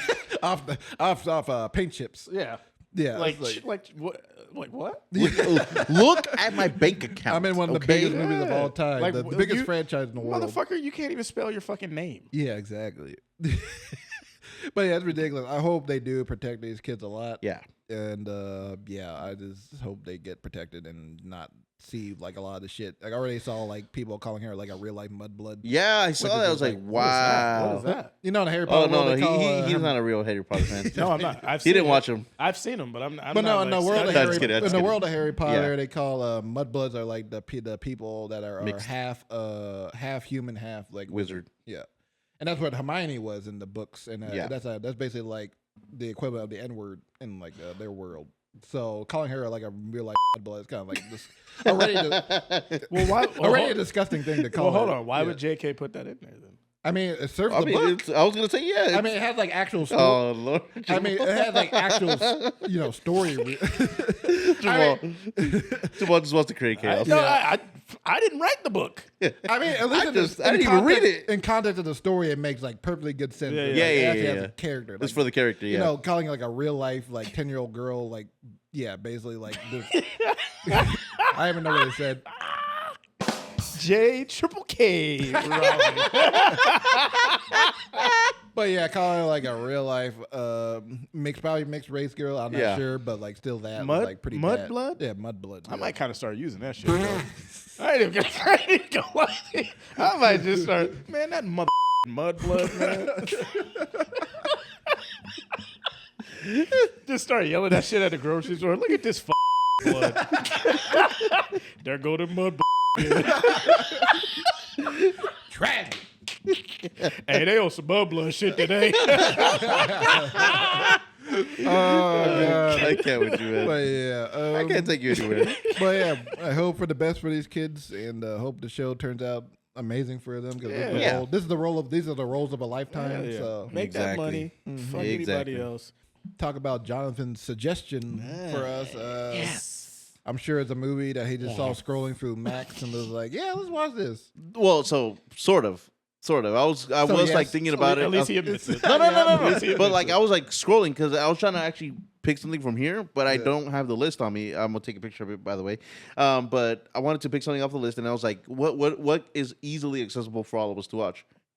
And I saw that, and I was like, I actually pretty enjoyed this film, and I wasn't sure if everybody has seen it or not yet. So I was like, you know what, it doesn't hurt. So I put it out there, and so now I'm excited to talk about it and see what you guys' thoughts and opinions. Because when I watched it, I know I had my thoughts and opinions on it. You but want now to tell us what the film deep dive. is and what it's about?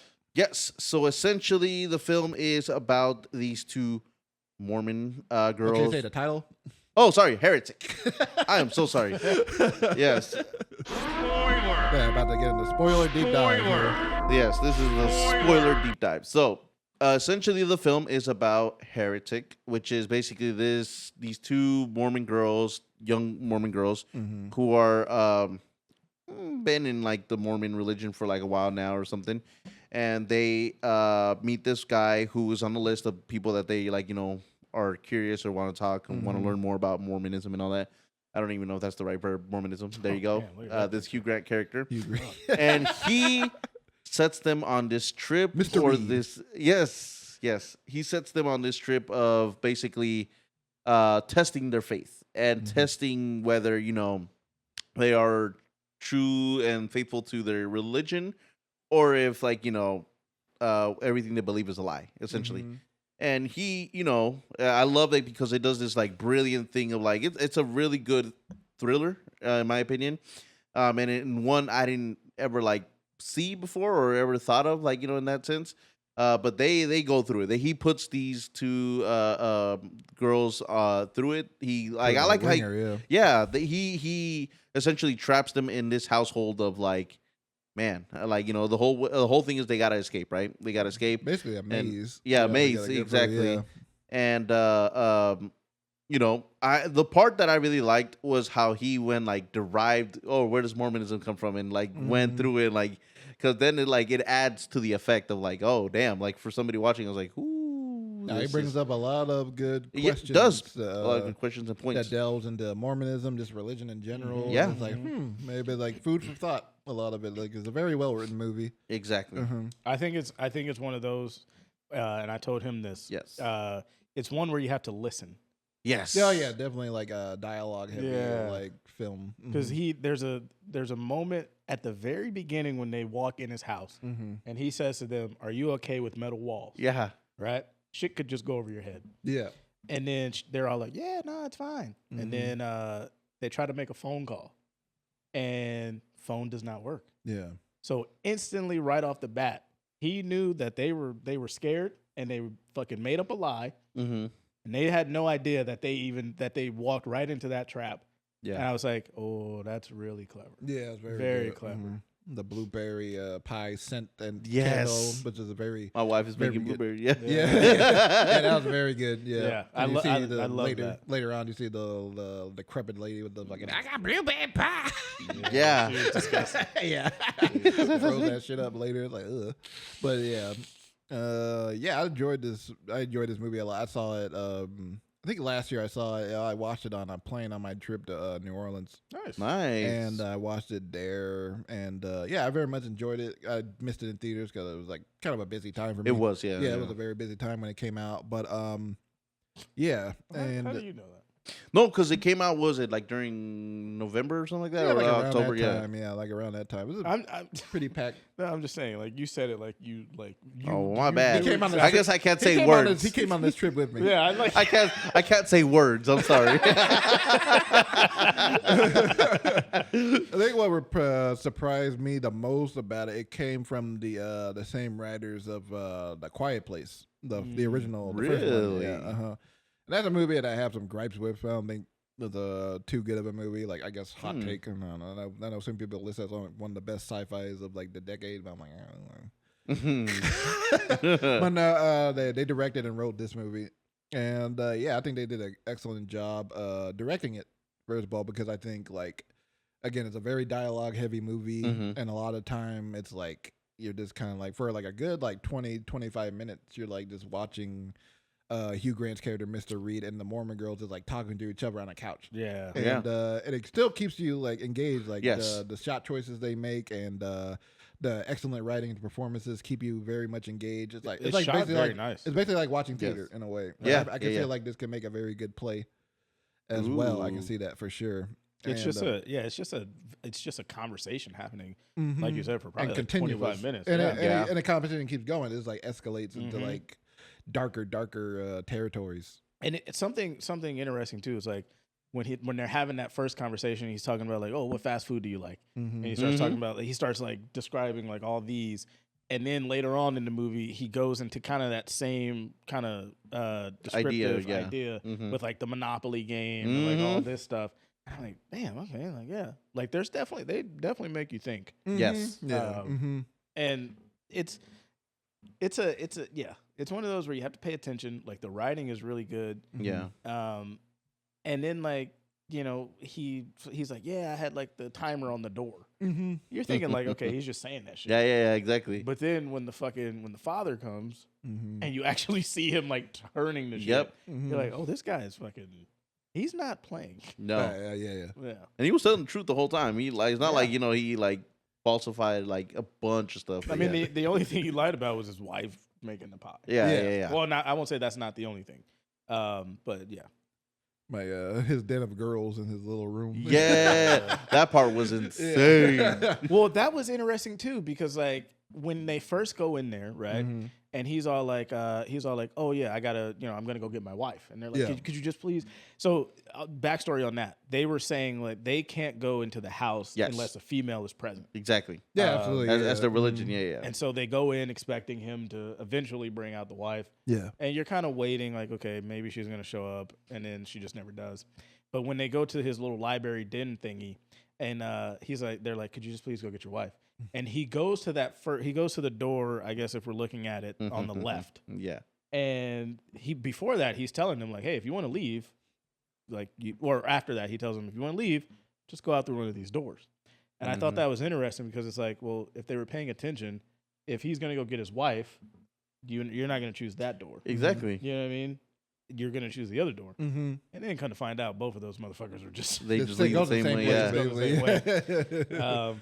But yeah, no, I thoroughly enjoyed it. I thought like the whole kind of the girl, Mrs. The one that survives. Oh, Chloe East's character. I forget her name. Yeah. Look it up real quick. But like her character over time, Sister Paxton. Yeah. Like she starts out as kind of like, she gets pants by the fucking teenage girls. Exactly. She's kind of like the I was naive kind of messed one. up. Yeah, I was she's like, the more damn. innocent one. Yeah. And then you kind of see that like she's really observant.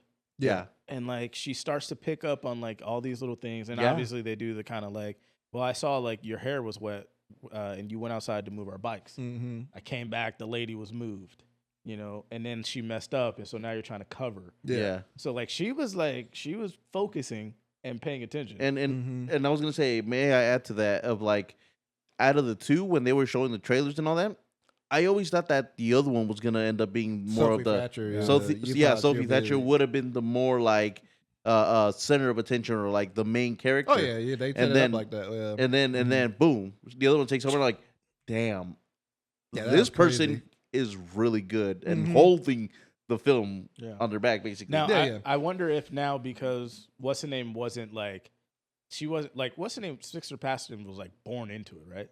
I believe so. Yeah. And then, Yes. The other one wasn't. Sister Barnes, Sophie Thatcher came in a little later. Yeah. So I wonder like if she kind of took to it more, I guess, in a sense. Like when he was, because she chose the disbelief. Yeah. Right. So she must have bought into what he was kind of saying. Right. And then I was kind of getting that too. Like, okay, what's the name? Is she's like, no, we're not gonna do that. Yeah. Like, but then you think like, okay, she's probably gonna be the one. Like if they get out, it's gonna be because of her. Kind of in a sense. In a sense, Yeah. But that scene though, where he fucking sliced her throat. Yes. Did not. Did y'all see that coming? Yeah. Oh. That was crazy because it was like mid sentence. Yeah. I was like, oh, Right. I thought somebody else had fucking like snuck in there and fucking He sliced her shit so quick. He didn't even fucking like. I was like, barely registers. magic. Magic under what? It's like, what?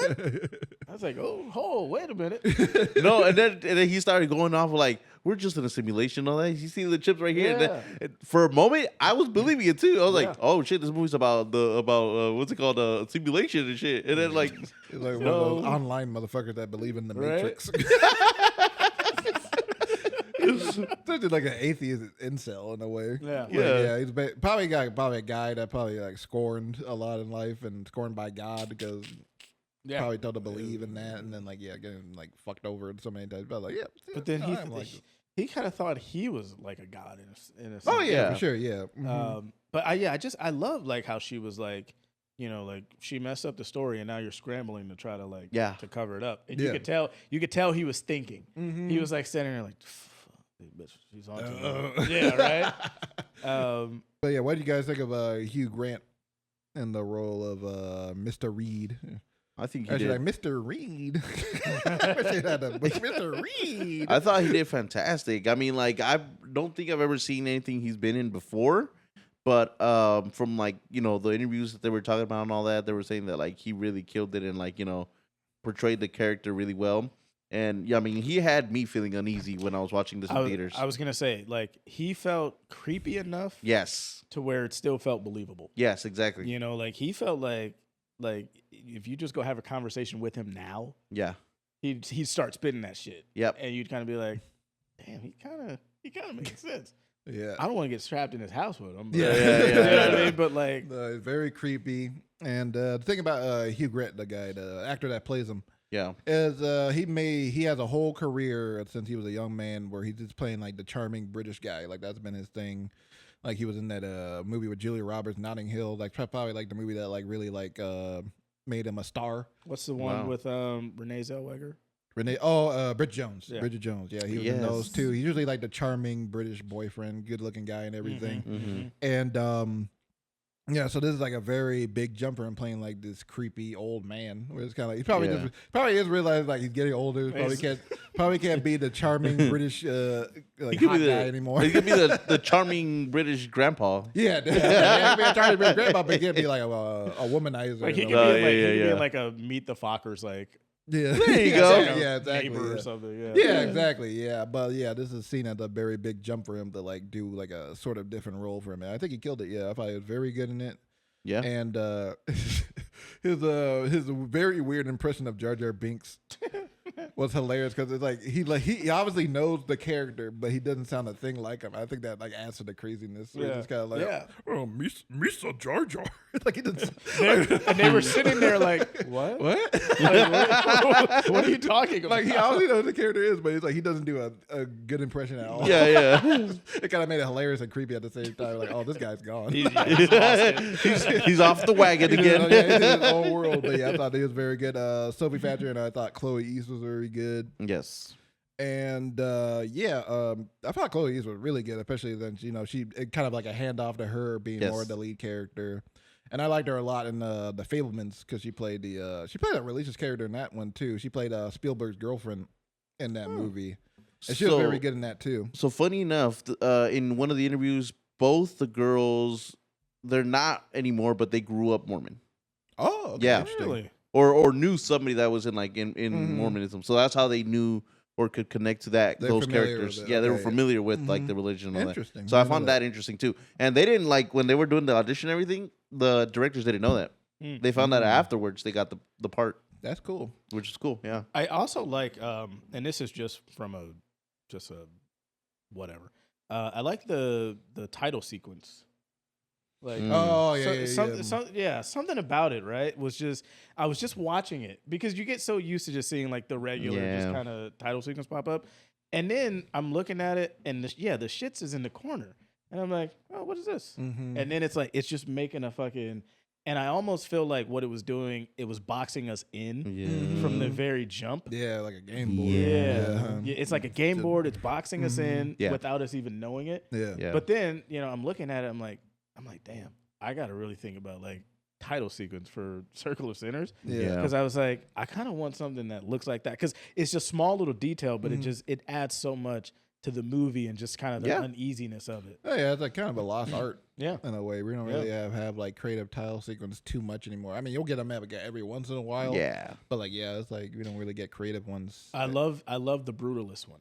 Oh, the Brutalist is amazing. That was amazing. Where it's scrolling across the screen, which I had never seen anything like that before. Yeah. And I thought that was so cool where it was just like damn, like just the thought that people are putting into their title sequences again, that to me was like, okay. And even like the ending tells where it shows the title Heretic, it's like very blurry. Yes. And it's like it looks like it's about to like clear up, and it never does. Like, that's very well done. I feel like the creepiness. I feel like if like people are, you can kind of almost tell if they're paying attention to like their title sequences like that much. Yeah. All right. They're locked in. These motherfuckers have set they got Time New Roman. Time New Roman titles. Black screen, boom. It's like I was like, there you go. There's so many movies on like since say Tubi where it's like you can obviously tell they just used the generic font Yeah. Like I recognize this from Final Cut Pro, motherfucker. I don't. Yeah, you ain't fooling no one. Fucking Comic Helvetica. Sans, Yeah, Helvetica. Like I know shit. where this came from. It's like Yeah. it's so funny. But yeah, I thought shout out to them for I the thought credit that was, titles. I thought that was just like a nice little touch too, and you just center it around too, like that conversation that they're having, and then like you said, the titles, the end credit one where we see it just enough, and you think it's got nope, bye. Yeah, exactly. Yeah. So And yeah, and even in the big old transition where she's like running away from Mr. Reed. Yeah. And so like nice. the God's eye point of view, where it's rating up, it looks like a maze, like a game Yeah. board, and then it tilts up and it comes around to her like coming back into the That room. was nice. That was like amazing. That's a Yeah. great transition. Yeah, I saw that, and it's so seamless too. It's like it didn't stick out like a sore thumb. Yeah. Like you said, it's just like we see her running, boom, it's starting to pull up, and then you see that door open. And you're like, oh fuck. Yeah, that's very, very well very done. nice. Mm-hmm. Yeah. Yeah, what Lot we of fair all? choices. What's our ratings for this? I'll start off since I chose it and all that. I rewatched it, and I still think this film was a peak. Not a peak cinema, but like a peak. Yeah. At first I was like leaning more towards mid peak, but then when I rewatched, it's like no, I give it my respect. It's a peak for a thriller. Yeah. Mm-hmm. My rating is 3.5, Mm-hmm. but I kind of lead toward maybe mid peak. Mm-hmm. It's like I'd say it's like DeLorean. It's DeLorean. DeLorean. On the scale, it's like It's there. It's like driver wheel DeLorean. Driver wheel Making up your. I would also agree with Jamal. I would. It's very edging on peak. Like it's like right where Spider-Man's head is. Yeah. Mm-hmm. With the I love how little like, plant come out the head. I love how like Right we there. use like these objects Yeah. to like help us. Yeah, right around there, right on the edge of peak, right Yeah. there. And yeah, but yeah, I still very much enjoyed the movie. And this was a good call by you, Jonathan. Thank you. Thank you. Actually, I wanted something entertaining at the same time. I was so. worried for some more bullshit, but Don't worry, Candleland 2 is coming up. oh god. But yeah, Yep. yeah. Thanks for Very that, nice. Jonathan. Thank you. Now, who's the chooser now? Is it you? It Alec? me. All right. Woo! So, Alec, what are we going to be watching next? Yeah. So this is a movie, a very, very recent movie. Came out last year. Interesting. Yeah, and it's No old shit. very. I'm sorry, I'm making you watch good movies. I'm kidding. Well, that's subjective. No, it's not. Everything I choose is peak. What's that thing from Billy and Mandy? This movie isn't stupid. You're stupid. Anyways, but yeah, this movie came out last year, and this is actually on my favorite list of 2024 movies. This is probably, I think it was number 2 on my list. Nice. Yeah, and Oh, yeah, so We if, have Josh, you might Building anticipation. dun dun the dun. real what I chose. Drum roll. Oh, yeah. Drum roll. Oh shit! There it is. It's called La Coquina. Oh, This is a 2024 film. not to correct y'all, but I think it's La Cocina because it's about a kitchen, right? Or like, Yeah, yeah. okay, so yeah, La Thanks Cocina. for showing No, me. yeah, I don't 'cause I know was like, anything about Spanish. no worries. I was like, Not to correct you guys. No. I think it's La Cotina. This is about in the sweltering back kitchen of a Times Square restaurant. Undocumented cook Pedro is caught between mounting pressures at work and a complicated romance with waitress Julia. That's played by Rooney Mara. She's probably like the biggest name in this movie. And when money goes missing, suspicion spreads, igniting tensions that threaten to upend the fragile hopes of the staff. Oh. And yeah, it's like I've seen a lot of people. This is like my favorite movie, second favorite movie of the year behind The Substance. And I've seen a lot of people who compare this to the Bear. Even though, of course, they're in the kitchen, so of course they're like, oh, it's the Bear. Everything, but yeah. like it's very different. It's more about immigration struggles and reaching in hopes of the American dream, not just for immigrants, even like for like certain people who are like trying to get out of their position. But yeah, my suggestion for y'all is say it again. La Cocina. La Cocina. There Yes. you go. Nice. Yeah, La Cocina is a suggestion, and you can find it on Mubi. And I believe that's the only place. Or you can rent it too, probably like on Fandango at home and Apple, probably, I'm sure. So, yeah. But yeah, the main place to watch it is Mubi. Why do you have to correct us like that? Okay. I mean, thank you, so I don't look like a No. American fool. No, I'm going to take offense to it. For me. But yeah. Okay. I'm excited. It's pretty good. I'm excited to watch it. So it's on Mubi. Where else can people watch it if they want to watch it with us? If they don't have Mubi, is it on Amazon maybe? I mean, I said you could like rent it I'm probably sorry. on there and like there or like Fandango. You're more worried about me and me correcting you than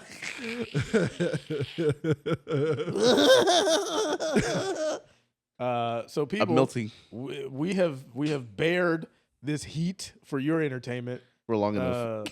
If we all sit up, it's gonna be some fucking sweaty cheeks on these goddamn seats. Absolutely. I can tell right my back. But no, this one was fun.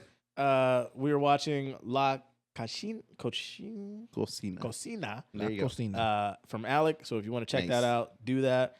Also, make sure you like, comment, and subscribe. You know that whole YouTube stuff. Share it. Get the views up, people. We're not sitting here just talking for fucking nothing. Look at that. Oh, I thought it had sweat stains. Maybe. I don't fucking know. All right, man. Well, I'm Jamal signing off. Sir Alec. Bye. Jon Burgundy. Bye. And Josh. And Adios. And until the next one.